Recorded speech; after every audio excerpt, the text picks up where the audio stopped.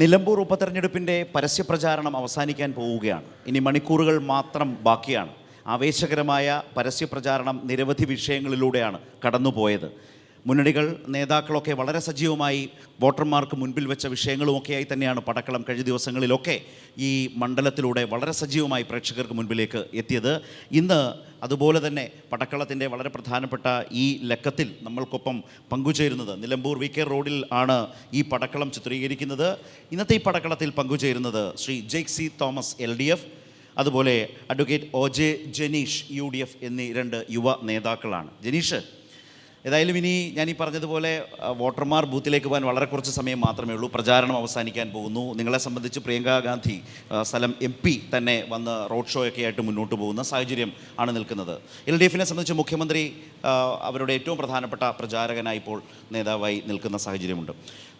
UDFനെ സംബന്ധിച്ച് ഈ സാഹചര്യത്തിലും നിങ്ങളുമായി ബന്ധപ്പെട്ട് നിൽക്കുന്ന മാധ്യമങ്ങളിൽ ചർച്ചയാവുന്ന ഒട്ടേറെ വിഷയങ്ങളുണ്ട്. അതിലൊന്ന് കോൺഗ്രസിൽ തന്നെ ഉണ്ട് എന്ന് പറയപ്പെടുന്ന മാധ്യമ വാർത്തകളിലൊക്കെ തന്നെ പലപ്പോഴും വന്നിട്ടുള്ള കോൺഗ്രസിലെ പലതരത്തിലുള്ള അതൃപ്തി സ്ഥാനാർത്ഥിയുമായി ബന്ധപ്പെട്ട്, ലീഗും ആര്യാടൻ കുടുംബവും പാണക്കാട് തങ്ങളുമാരുമായി ബന്ധപ്പെട്ട് നിൽക്കുന്ന പ്രശ്നങ്ങൾ മറുഭാഗത്ത്, അങ്ങനത്തെ നിരവധിയായ സാഹചര്യങ്ങളിൽ നിന്നുകൊണ്ട് മുന്നോട്ട് പോകുമ്പോൾ നിങ്ങൾക്ക് ഈ മണ്ഡലം തിരിച്ചുപിടിക്കാൻ കഴിയുന്ന വിധത്തിലേക്ക് പ്രചാരണ കാലത്ത് മുന്നേറാനായിട്ടുണ്ടോ?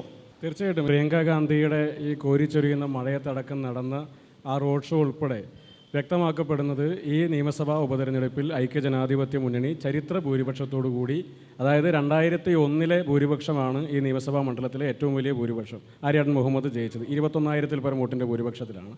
ചരിത്ര ഭൂരിപക്ഷത്തോടു കൂടി ഈ ഉപതെരഞ്ഞെടുപ്പിൽ ഐക്യജനാധിപത്യ മുന്നണി വിജയിക്കും. നിങ്ങൾ നേരത്തെ പറഞ്ഞതുപോലെയുള്ള വിഷയങ്ങളൊക്കെ മാധ്യമങ്ങൾക്കകത്ത് ചർച്ച ചെയ്യപ്പെടുന്നു എന്നുള്ളതിനപ്പുറത്തേക്ക് ജനങ്ങൾക്കിടയിൽ ചർച്ചയില്ല. ഈ തെരഞ്ഞെടുപ്പ് ഈ നാട്ടിലെ ജനങ്ങളും സർക്കാരും തമ്മിലുള്ള മത്സരമാണ്. സർക്കാരിനെ പ്രതിനിധീകരിച്ച് ഇടതുമുന്നണിയും ജനങ്ങളെ പ്രതിനിധീകരിച്ച് UDFും എന്നുള്ളതാണ് ഈ തെരഞ്ഞെടുപ്പിൻ്റെ പ്രത്യേകത. ആബാലവൃദ്ധം ജനങ്ങളും ഐക്യജനാധിപത്യ മുന്നണിക്കൊപ്പം ഈ തെരഞ്ഞെടുപ്പിൽ അണിനിരക്കും എന്നുള്ള കാര്യത്തിൽ ഒരു സംശയവും വേണ്ട. നേരത്തെ പറഞ്ഞു ഇതുപോലെ ലീഗിൻ്റെ അല്ലെങ്കിൽ പിന്നെ കോൺഗ്രസിലെ പടലപ്പിണക്കങ്ങൾ, അത്തരത്തിലൊരു സാധ്യതകൾക്കും ഒരു ചർച്ചകൾക്കും ഒരു സാധ്യത ഇവിടെ അവശേഷിക്കുന്നില്ല. ഓരോ കുടുംബയോഗങ്ങളിലും ഇന്ത്യൻ യൂണിയൻ മുസ്ലിം ലീഗിൻ്റെ നേതാക്കന്മാരൊക്കെ ഞങ്ങളെക്കാൾ സജീവമായി തന്നെ വന്ന് പങ്കെടുക്കുന്നു, അതിന് നേതൃത്വം കൊടുത്തുകൊണ്ട് കടന്നു പോകുന്നു. ഈ തെരഞ്ഞെടുപ്പിൽ ആരാണ് സ്ഥാനാർത്ഥി എന്ന് ചോദിച്ചാൽ അവരെല്ലാവരും സ്ഥാനാർത്ഥി എന്ന പോലെയാണ് മുന്നോട്ട് പോയിക്കൊണ്ടിരിക്കുന്നത്. ഇന്നലെയാണ് ജില്ലാ കോൺഗ്രസ് കമ്മിറ്റി പ്രസിഡന്റിൻ്റെ വീട്ടിൽ നടന്ന കുടുംബയോഗത്തിൽ ഞാൻ ഉൾപ്പെടെയുള്ള ആളുകളൊക്കെ അതിൽ പങ്കെടുത്ത ആളുകളാണ്. വലിയ ജനപങ്കാളിത്തത്തോടു കൂടിയാണ് ഇവിടെ ഓരോ കുടുംബയോഗങ്ങളിലെയും പ്രചരണ പരിപാടികളൊക്കെ മുന്നോട്ട് പോകുന്നത്. അപ്പോൾ ഞങ്ങളെ സംബന്ധിച്ച് ഇത് നിങ്ങൾ പറയുന്നത് പോലെ മാധ്യമങ്ങളിലൊക്കെ ഇടയ്ക്ക് വരുന്ന സ്കൂപ്പുകൾ പോലെയൊന്നുമല്ല. ഗ്രൗണ്ട് റിയാലിറ്റി വളരെ വ്യത്യസ്തമാണ്. ഗ്രൗണ്ട് റിയാലിറ്റി UDFിനൊപ്പമാണ്, ആര്യാടൻ ഷൗക്കത്തിനൊപ്പമാണ്. വലിയ ഭൂരിപക്ഷത്തോടു കൂടി വിജയിക്കും. ശരി, ഞാൻ ജയിക്കിലേക്ക് വരുമ്പോൾ, ജയിക്ക് ഈ മണ്ഡലവുമായി ബന്ധപ്പെട്ട് ഞാനിപ്പോൾ ജനീഷോട് സംസാരിച്ചപ്പോൾ പറഞ്ഞ UDFിനകത്തെ ലീഗ് കോൺഗ്രസ് അല്ലെങ്കിൽ ആര്യാടൻ ലീഗ് എന്ന് പറയുന്ന ഒരു സ്പർദ്ധയുടെ രാഷ്ട്രീയ വൈരത്തിൻ്റെ പതിറ്റാണ്ടുകളുടെ ഒരു രാഷ്ട്രീയ യാഥാർത്ഥ്യം മണ്ഡലത്തിലുണ്ട്. അതിൻ്റെ തോത് കുറഞ്ഞിട്ടുണ്ട് എന്ന ആത്മവിശ്വാസം UDFിനെ സംബന്ധിച്ചുണ്ട്. അതാണ് ജനീഷ് പങ്കുവെച്ച ഒരു ഇത്തവണ അത് പ്രതിഫലിക്കില്ല എന്ന് പറയുന്ന ഒരു സാഹചര്യമുണ്ട്. എന്നാൽ അതേസമയം ഇപ്പോൾ മുൻ സ്ഥാനാർത്ഥിയായിരുന്ന VV പ്രകാശ്, മുൻ DCC പ്രസിഡന്റ്, അദ്ദേഹത്തിൻ്റെ വീട്ടിലേക്ക് പോലും UDF സ്ഥാനാർത്ഥി വോട്ട് ചോദിച്ചു, അല്ലെങ്കിൽ വോട്ട് ചോദിക്കേണ്ട കാര്യമില്ല, ഒന്ന് പോകാതിരുന്നു, ഇതുവരെ പോകാൻ കഴിഞ്ഞിട്ടില്ല എന്ന് യാഥാർത്ഥ്യം നിൽക്കുന്നു. മാധ്യമപ്രവർത്തകർ അത് നിരന്തരമായി VD സതീശൻ അടക്കമുള്ള ആളുകളോട് ചോദിക്കുന്ന നിലയൊക്കെ ഉണ്ടായിട്ടുണ്ട്. ഇത്തരം കോൺഗ്രസ് UDF രാഷ്ട്രീയത്തിനകത്തെ പ്രശ്നങ്ങൾ LDF ശ്രദ്ധിക്കുന്നുണ്ടോ?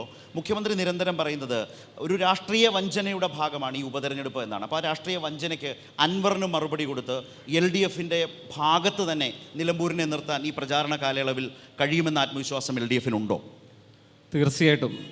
നിലമ്പൂർ ഉപതെരഞ്ഞെടുപ്പിൽ അങ്ങയുടെ ചോദ്യത്തിൻ്റെ പ്രസക്തമായൊരു ഭാഗം UDFിനുള്ള പടലപ്പടക്കങ്ങളാണോ ഇടതുപക്ഷ ജനാധിപത്യ മുന്നണിയുടെ ഏറ്റവും സുപ്രധാനമായ ക്യാമ്പയിൻ മെറ്റീരിയലുകളിൽ ഒന്ന് എന്നുള്ളതാണ്. അതിന് ഞാനല്ല. അതായത് ഈ തെരഞ്ഞെടുപ്പിൻ്റെ ഇന്ന് വരെയുള്ള ദിവസങ്ങളിൽ ആദ്യമദ്യാന്തം പരിശോധിച്ചാൽ കാണാൻ വേണ്ടി കഴിയും.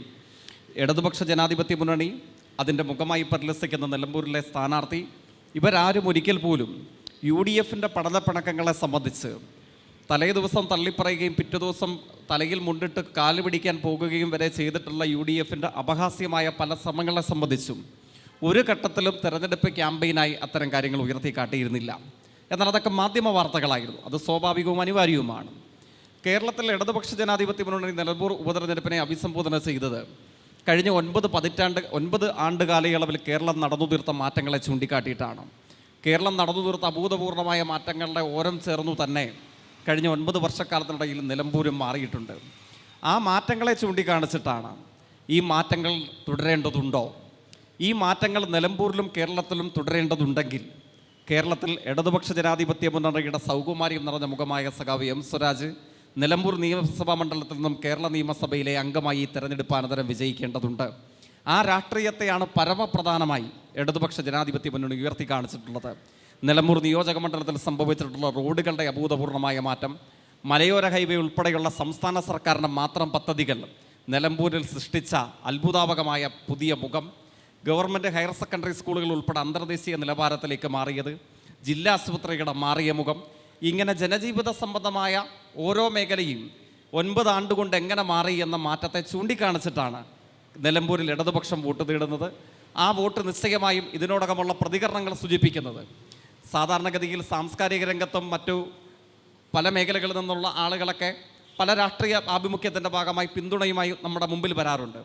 നിലമ്പൂർ ഉപതെരഞ്ഞെടുപ്പിൻ്റെ പ്രത്യേകത കേരളം ഒന്നടങ്കം, കേരളത്തിൻ്റെ പ്രബുദ്ധരായ വിവിധ രാഷ്ട്രീയ ചേരികളിൽ അണിനിരക്കുന്ന പ്രാഗൽഭ്യമുള്ള വിവിധ പണ്ഡിതന്മാർ, കേരളത്തിൻ്റെ അഭിമാനകരമായ വിവിധ മുഖങ്ങൾ അവരൊന്നടങ്കം പറയുന്നു, ഈ തെരഞ്ഞെടുപ്പിൽ പക്ഷപാതിത്വമുള്ളൊരു രാഷ്ട്രീയ ആഭിമുഖ്യം ഞങ്ങൾക്കില്ല.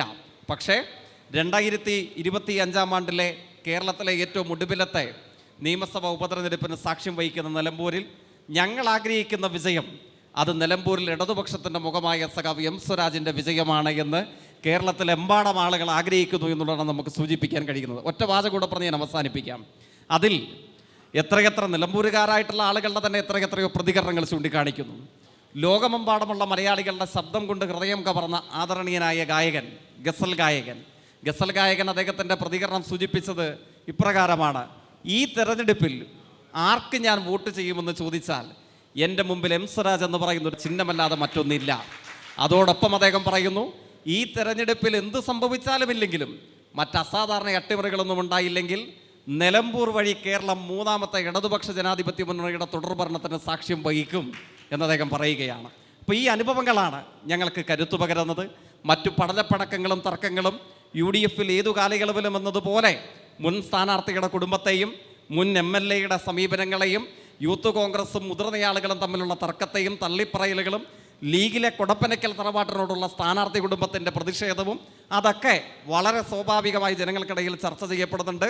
പക്ഷേ ഞങ്ങളുടെ പ്രാഥമികവും പരമവുമായ പരിഗണന അതിനൊന്നുമല്ല എന്നുള്ളത് സൂചിപ്പിക്കുകയാണ്. സ്ഥാനാർത്ഥിയും ഉപതെരഞ്ഞെടുപ്പാണ് വലിയ തോതിൽ വോട്ടർമാർ പരിഗണിക്കുന്ന വിഷയമാണ്. ഇപ്പോൾ ആര്യാടൻ ഷൗക്കത്തിനെ കുറിച്ച് പറഞ്ഞാൽ ആര്യാടൻ ഷൗക്കത്തിൻ്റെ സ്ഥാനാർത്ഥിത്വത്തിലൂടെ ഒരു പുതുമ മുന്നോട്ട് വെക്കാൻ കഴിഞ്ഞു. വളരെ പ്രബലമായി കേട്ടൊരു പേര് ചെറുപ്പക്കാരനായ DCC പ്രസിഡന്റ് VS ജോയിയുടെ പേരായിരുന്നു. നേരത്തെ തന്നെ പറഞ്ഞു കേട്ട ഒരു കാര്യം, ഒരേ സമയം രണ്ടുപേരും വോട്ട് ചോദിക്കുന്ന ഒരു സാഹചര്യം പോലും സ്ഥാനാർത്ഥി നിർണയത്തിന് മുമ്പ് ആ സമയത്തുണ്ടായിരുന്നു. രാഷ്ട്രീയ വിമർശനം ഉയർന്നത് ആ കാലത്ത് വന്നിട്ടുള്ളതാണ്. അവിടെ വെച്ചാണ് ഒരു പ്രഖ്യാപനത്തിലേക്ക് ഷൗക്കത്തിലേക്ക് വന്നത്. അപ്പോൾ ഷൗക്കത്തിൻ്റെ സ്ഥാനാർത്ഥിത്വത്തിന് ഒരു പുതുമ പ്രദാനം ചെയ്യാൻ കഴിഞ്ഞിട്ടുണ്ടോ? 16-ൽ തോറ്റയാളാണ്. തോറ്റയാളെ 21-ൽ മത്സരിപ്പിക്കാനുള്ള ആത്മവിശ്വാസം കോൺഗ്രസിനുണ്ടായിരുന്നില്ല. പകരം VV പ്രകാശിനെ ഏൽപ്പിച്ചു. വീണ്ടും ഷൗക്കത്തിലേക്ക് തന്നെ പോകുന്നു. അതുണ്ടാക്കിയിട്ടുള്ള രാഷ്ട്രീയ വാർത്തകളും വിവാദങ്ങളും പറയാം. അതിനോട് ഏറ്റവും അധികം വിയോജിച്ച അൻവർ ഇന്ന് സ്ഥാനാർത്ഥിയായി. അൻവർ പറയുന്നത്, പിണറായി സത്തിനോടൊപ്പം പറയുന്ന ഒരു വാചകം അല്ലെങ്കിൽ ഒരു വിമർശനം, ചതിച്ച VD സതീശനെതിരായിട്ടാണ് നിലമ്പൂർ വിധി എഴുതാൻ പോകുന്നത്. അപ്പോൾ ഒരു സ്ഥാനാർത്ഥി നിർണയം നിങ്ങൾക്കുണ്ടാക്കിയിട്ടുള്ള ചർച്ചകൾ ഗുണപരമാണോ? അപ്പുറത്ത് നോക്കൂ, സ്വരാജിനെ കുറിച്ച് വന്നിട്ടുള്ള വലിയ ചർച്ച, സ്വീകാര്യത, സ്വരാജിൻ്റെ നിലപാടുകളിൽ തർക്കമുന്നയിക്കാൻ സത്യത്തിൽ നിങ്ങൾക്ക് പോലും കഴിയാത്ത സാഹചര്യങ്ങൾ. മറുഭാഗത്ത് BJPക്ക് നിങ്ങൾ തന്നെ ഒരു സ്ഥാനാർത്ഥിയെ സ്പോൺസർ ചെയ്തു എന്ന് പറയാവുന്ന അവസ്ഥ. ഒരു ജോസഫ് ഗ്രൂപ്പുകാരൻ BJPയുടെ സ്ഥാനാർത്ഥിയാകുന്നു. ഈ നിലയിൽ സ്ഥാനാർത്ഥികളെ വോട്ടർമാർ വിലയിരുത്തുമ്പോൾ നിങ്ങൾക്ക് എന്ത് ആത്മവിശ്വാസമാണ് ജനീഷ് പറയാനാവുക? ഇവിടെ ശ്രീ ആര്യാടൻ ഷൗക്കത്ത് ഈ നിലമ്പൂരിലെ ജനങ്ങളെ സംബന്ധിച്ച് പരിചയപ്പെടുത്തലുകളുടെ ആവശ്യകതയുള്ളൊരു സ്ഥാനാർത്ഥിയല്ല. അദ്ദേഹം ഇവിടെ പഞ്ചായത്ത് പ്രസിഡന്റായിരുന്നു, മുനിസിപ്പൽ ചെയർമാനായിരുന്നു. യുനിസെഫും യുനെസ്കോയും ഒക്കെ ഉൾപ്പെടെ വിവിധങ്ങളായ പദ്ധതികൾ, അദ്ദേഹത്തിൻ്റെ പദ്ധതികളൊക്കെ അംഗീകരിക്കുകയും അത് പ്രഖ്യാപിക്കുകയൊക്കെ ചെയ്ത സാഹചര്യമൊക്കെ നമ്മുടെ മുമ്പിലുണ്ട്. അപ്പോൾ ആര്യാടൻ ഷൗക്കത്ത് എന്ന് പറയുന്ന സ്ഥാനാർത്ഥി നിലമ്പൂരിലെ ജനങ്ങളെ സംബന്ധിച്ച് മുഖവരകൾ ആവശ്യകതയില്ലാത്ത സ്ഥാനാർത്ഥിയാണ്. തെരഞ്ഞെടുപ്പിലെ പരാജയം എന്ന് പറയുമ്പോൾ ഇടതുമുന്നണിയുടെ സ്ഥാനാർത്ഥിയും പരാജയപ്പെട്ടത് കൊണ്ടാണല്ലോ 100 തികയേണ്ട സീറ്റിൽ ഇപ്പോൾ 99 ആയതും ഇവിടെ അദ്ദേഹം രണ്ടാമത് മത്സരിക്കേണ്ടി വരുന്ന ഘട്ടമുണ്ടായത്. അപ്പോൾ തെരഞ്ഞെടുപ്പിലെ ജയപരാജയങ്ങൾ വെച്ച് നമ്മൾ സ്ഥാനാർത്ഥികളെ വിലയിരുത്തേണ്ട ഘട്ടമുണ്ടോ എന്ന് ചോദിച്ചാൽ ഞാൻ വ്യക്തിപരമായി അതില്ല എന്ന് പറയും. ഓരോ കാലഘട്ടത്തിലെയും രാഷ്ട്രീയ സാഹചര്യങ്ങൾക്കനുസരിച്ച് ജനങ്ങളുടെ വിധിയെഴുത്തിൽ വലിയ മാറ്റമുണ്ടാകും. ഈ കാലഘട്ടത്തിൻ്റെ പ്രത്യേകത എന്താണ്? ഈ ഗവൺമെന്റിന്റെ കാലഘട്ടത്തിൽ നടന്നിട്ടുള്ള എല്ലാ ഉപതെരഞ്ഞെടുപ്പുകളിലും ഐക്യജനാധിപത്യ മുന്നണി വിജയിക്കുന്നു എന്നുള്ളത് ശരിയാണോ? ശരിയാണ്, പറയട്ടെ, മുഴുവൻ പറയട്ടെ. ഐക്യജനാധിപത്യ മുന്നണി വിജയിച്ചു വരുന്നു എന്നുള്ളതാണ്. നിങ്ങൾ പറയുന്നത് ചേലക്കരയെ സംബന്ധിച്ചാണ്. ഇവിടെ തൃക്കാക്കര ഉപതെരഞ്ഞെടുപ്പ് നടക്കുന്ന സമയത്ത് PT തോമസിനെ കിട്ടിയതിനേക്കാൾ വലിയ ഭൂരിപക്ഷത്തോടു കൂടി ഉമാ തോമസ് വിജയിച്ചു. പുതുപ്പള്ളി തെരഞ്ഞെടുപ്പ് നടക്കുന്ന സമയത്ത് ശ്രീ ജേക്സി തോമസ് അതിന് മുമ്പ് പരാജയപ്പെട്ടതിനേക്കാൾ വലിയ ഭൂരിപക്ഷത്തിലാണ് ശ്രീ ചാണ്ടി ഉമ്മൻ വിജയിച്ചത്. പാലക്കാട് ഉപതെരഞ്ഞെടുപ്പ് നടക്കുമ്പോൾ ശ്രീ ഷാഫി പറമ്പിൽ അന്ന് വിജയിച്ചതിനേക്കാൾ എത്രയോ ഇരട്ടി വോട്ടിനാണ് ശ്രീ രാഹുൽ മാങ്കൂട്ടത്തിൽ വിജയിച്ചത്. ചേലക്കരയിൽ ഞങ്ങൾ 39,000-ലധികം വോട്ടിന് പരാജയപ്പെട്ട സീറ്റിൽ കഴിഞ്ഞ തവണത്തെ റിസൾട്ട് നിങ്ങൾക്കറിയാം. അപ്പോൾ ഇതെല്ലാം വ്യക്തമാക്കുന്നത്, ഈ കഴിഞ്ഞ ഉപതെരഞ്ഞെടുപ്പുകളിലെ ജനങ്ങളുടെ വോട്ടിംഗ് പാറ്റേൺ എന്ന് വ്യക്തമാക്കപ്പെടുന്നത് സർക്കാർ വിരുദ്ധ വികാരം ഈ സംസ്ഥാനത്തിനകത്തുണ്ട് എന്നുള്ളത് തന്നെയാണ്. അതിൻ്റെ സ്വാഭാവികമായ ഒരു പ്രതിഫലനവും ഇവിടെയും ഉണ്ടാകും. നിലമ്പൂർ വഴി കേരളത്തിൽ മൂന്നാമത് പിണറായി വിജയൻ സർക്കാർ ഉണ്ടാകില്ല. നിലമ്പൂർ കേരളത്തിലെ പിണറായി വിജയൻ സർക്കാരിൻ്റെ അന്ത്യം കുറിക്കുന്ന കൗണ്ട് ഡൗൺ പ്രക്രിയയ്ക്ക് തുടക്കം കുറിക്കും. ഒന്ന്. രണ്ടാമത്, ഇത് നിങ്ങൾ നേരത്തെ പറഞ്ഞു, അൻവറിനെ പറ്റി സൂചിപ്പിച്ചു. ഇപ്പോൾ ഈ ഉപതെരഞ്ഞെടുപ്പ് നടക്കാനുണ്ടായ സാഹചര്യം എന്താ? ഈ ഉപതെരഞ്ഞെടുപ്പ് നടക്കാനുണ്ടായ സാഹചര്യം, ഇടതുമുന്നണിയുടെ ഭാഗമായി വിജയിച്ച ഒരു MLA അദ്ദേഹം പിണറായി വിജയൻ സർക്കാരിനെതിരെയും പിണറായിക്കെതിരെയും പിണറായിസം എന്നൊരു വാക്ക് തന്നെ സംഭാവന ചെയ്ത് പല പ്രതിഷേധങ്ങൾ ഉയർത്തിയാണ് അദ്ദേഹം രാജിവെച്ചത്. ഇപ്പോൾ നിങ്ങൾ പറഞ്ഞു അദ്ദേഹം VD സതീശിനെതിരെയും പറയുന്നുണ്ട്. അൻവർ പറഞ്ഞ VD സതീശിനെതിരെ പറയുന്ന വാദങ്ങൾ നിങ്ങൾ എടുക്കുന്നുണ്ടെങ്കിൽ നിങ്ങൾ പിണറായി വിജയനെതിരെ പറഞ്ഞ വാദങ്ങൾ കൂടി എടുക്കണം. അൻവർ പല വാദങ്ങളും പ്രതിപക്ഷ നേതാവിനെ പറ്റി പറയുന്നത് UDF-ലേക്ക് എടുക്കാത്തതിനെ സംബന്ധിച്ചിട്ടാണ്. UDF-ലേക്ക് അദ്ദേഹത്തെ സ്വീകരിച്ചില്ല. അൻവർ ഇടതുപക്ഷത്തോട് ചേർന്ന് നിന്ന സമയത്തും ഞങ്ങളിവിടെ കോൺഗ്രസ് അദ്ദേഹത്തിനെതിരെ ശക്തമായ സമീപനം എടുത്തുകൊണ്ട് മുന്നോട്ട് പോയൊരു പാർട്ടിയാണ്. അൻവർ കുറേ കാര്യങ്ങൾ പറഞ്ഞു, ഞങ്ങളും 9 വർഷക്കാലമായി പറഞ്ഞുകൊണ്ടിരിക്കുന്ന ചില കാര്യങ്ങൾ അൻവറും പിന്നീട് പറഞ്ഞു. അൻവർ പറയുന്ന സമയത്ത് ഒരു രാഷ്ട്രീയ സാഹചര്യത്തിൽ നടക്കുന്ന ചർച്ച. പക്ഷേ ഇതിനെ സമീപിച്ച നിങ്ങളുടെ ക്യാമ്പിലെ നേതാക്കന്മാരുടെ സമീപനത്തിൽ തന്നെ വൈരുദ്ധ്യമില്ലേ പറഞ്ഞു വരുമ്പോൾ? ഇപ്പോൾ പ്രതിപക്ഷ നേതാവ് പറഞ്ഞു ആ വാതിൽ അടച്ചു. പക്ഷേ വാതിലടച്ച ആ രാത്രി തന്നെ രാഹുൽ മാങ്കൂട്ടം അദ്ദേഹത്തെ കാണാൻ പോയത് ഈ രാഷ്ട്രീയ ചർച്ചകളെക്കുറിച്ച്, അൻവറിനെ കൂടെ നിർത്തണം എന്നതിനെക്കുറിച്ച് കോൺഗ്രസും ലീഗും അൻവറും കൂടി ചേർന്ന് ദീർഘകാലം നടത്തിയിട്ടുള്ള ആലോചനകളെ ശരിവെക്കുന്നതായി മാറി. അതുതന്നെയാണ് അൻവർ അവസാനവും പറഞ്ഞത്. അങ്ങനെ കൂട്ടിയോജിപ്പിച്ച് കൊണ്ടുപോകാമെന്ന ധാരണയോടെ എന്നെയും കൊണ്ട് മുന്നോട്ട് പോയി, ഒടുവിൽ എന്നെ ചതിച്ചു. ആ ചതിച്ച സതീശനെതിരായിട്ടായിരിക്കും. അതാണ് ഞാൻ പറഞ്ഞത്. അൻവർ ആദ്യം പറയുന്നത് എന്നെ ചതിച്ചത് പിണറായി വിജയനാണ്, എൻ്റെ പിതാവിനെ പോലെ എന്ന് പറഞ്ഞിരുന്ന അതേ പിണറായി വിജയനെ സംബന്ധിച്ച് അദ്ദേഹം കുറേ കാര്യങ്ങൾ കൂടി പറഞ്ഞു ആണല്ലോ. അപ്പോൾ അൻവറിൻ്റെ പ്രധാനപ്പെട്ട ആരോപണം VD സതീശനെതിരായിരുന്നില്ല, പിണറായി വിജയനെതിരായിരുന്നു എന്നുള്ളതാണ് ഒന്നാമത്തെ കാര്യം. ഞങ്ങളെ സംബന്ധിച്ച് അൻവർ, ഞങ്ങളെല്ലാം കഴിഞ്ഞ കാലങ്ങളിൽ മുന്നോട്ട് പറഞ്ഞിരുന്ന രാഷ്ട്രീയം തന്നെ അയാൾ പിന്നീട് ഇടതുമുന്നണിയുടെ ഭാഗമായി ജയിച്ചു വന്ന ഒരു MLA നിലയിൽ അയാൾ പറഞ്ഞ സമയത്ത് അതിനോട് കേട്ടിട്ടുണ്ട്, അതിന് ചെവി കൊടുത്തിട്ടുണ്ട്. അത് സ്വാഭാവികമായി രാഷ്ട്രീയത്തിൽ നടക്കുന്നതാണ്. പക്ഷേ അൻവർ ഇല്ലാതെ ഈ നിലമ്പൂരിൽ കോൺഗ്രസിന് മുന്നോട്ട് പോകാൻ സാധിക്കില്ല എന്നുള്ള തെറ്റിദ്ധാരണയൊന്നും ആർക്കും വേണ്ട. അൻവർ ഇല്ലാതെ നിലമ്പൂരിൽ കോൺഗ്രസ് മുന്നോട്ട് പോകാൻ ശക്തമായി തന്നെ മുന്നോട്ട് പോകാൻ സാധിക്കും. ഒറ്റ കാര്യം കൂടി പറഞ്ഞിട്ട് അവസാനിപ്പിക്കും. നേരത്തെ ഇടതുപക്ഷ പ്രതിനിധി പറഞ്ഞു സാംസ്കാരിക നായകന്മാരെല്ലാം ഇവിടെ കേരളത്തിനകത്ത് വലിയ പ്രഖ്യാപനങ്ങൾ നടത്തുന്നതിനെ സംബന്ധിച്ച് പറഞ്ഞു. ഇന്നലെയാണ് കൽപ്പറ്റയുടെ ഒരു പ്രതികരണം വന്നത്. ഇവിടെ എല്ലാ എഴുത്തുകാരുടെയും കുത്തകാവകാശം ഇടതുമുന്നണിയോട് ചേർന്ന് നിൽക്കുന്ന, ഇടതുപക്ഷത്തോട് ചേർന്ന് നിൽക്കുന്ന ആളുകൾക്ക് കൊടുത്തിട്ടില്ല എന്ന് പറഞ്ഞു. ഞാൻ പറയുന്നു, ഈ സാംസ്കാരിക നായകന്മാർക്ക് ഇവിടെ നിലമ്പൂരിൽ വോട്ടുണ്ടെങ്കിൽ അവരിവിടെ വന്ന് ഇടതുപക്ഷ സ്ഥാനാർത്ഥിക്ക് വോട്ട് ചെയ്യുമായിരുന്നു എന്നൊക്കെ പറയുന്നത് പോലെ ഒരു കാൽപ്പനികതയാണ്.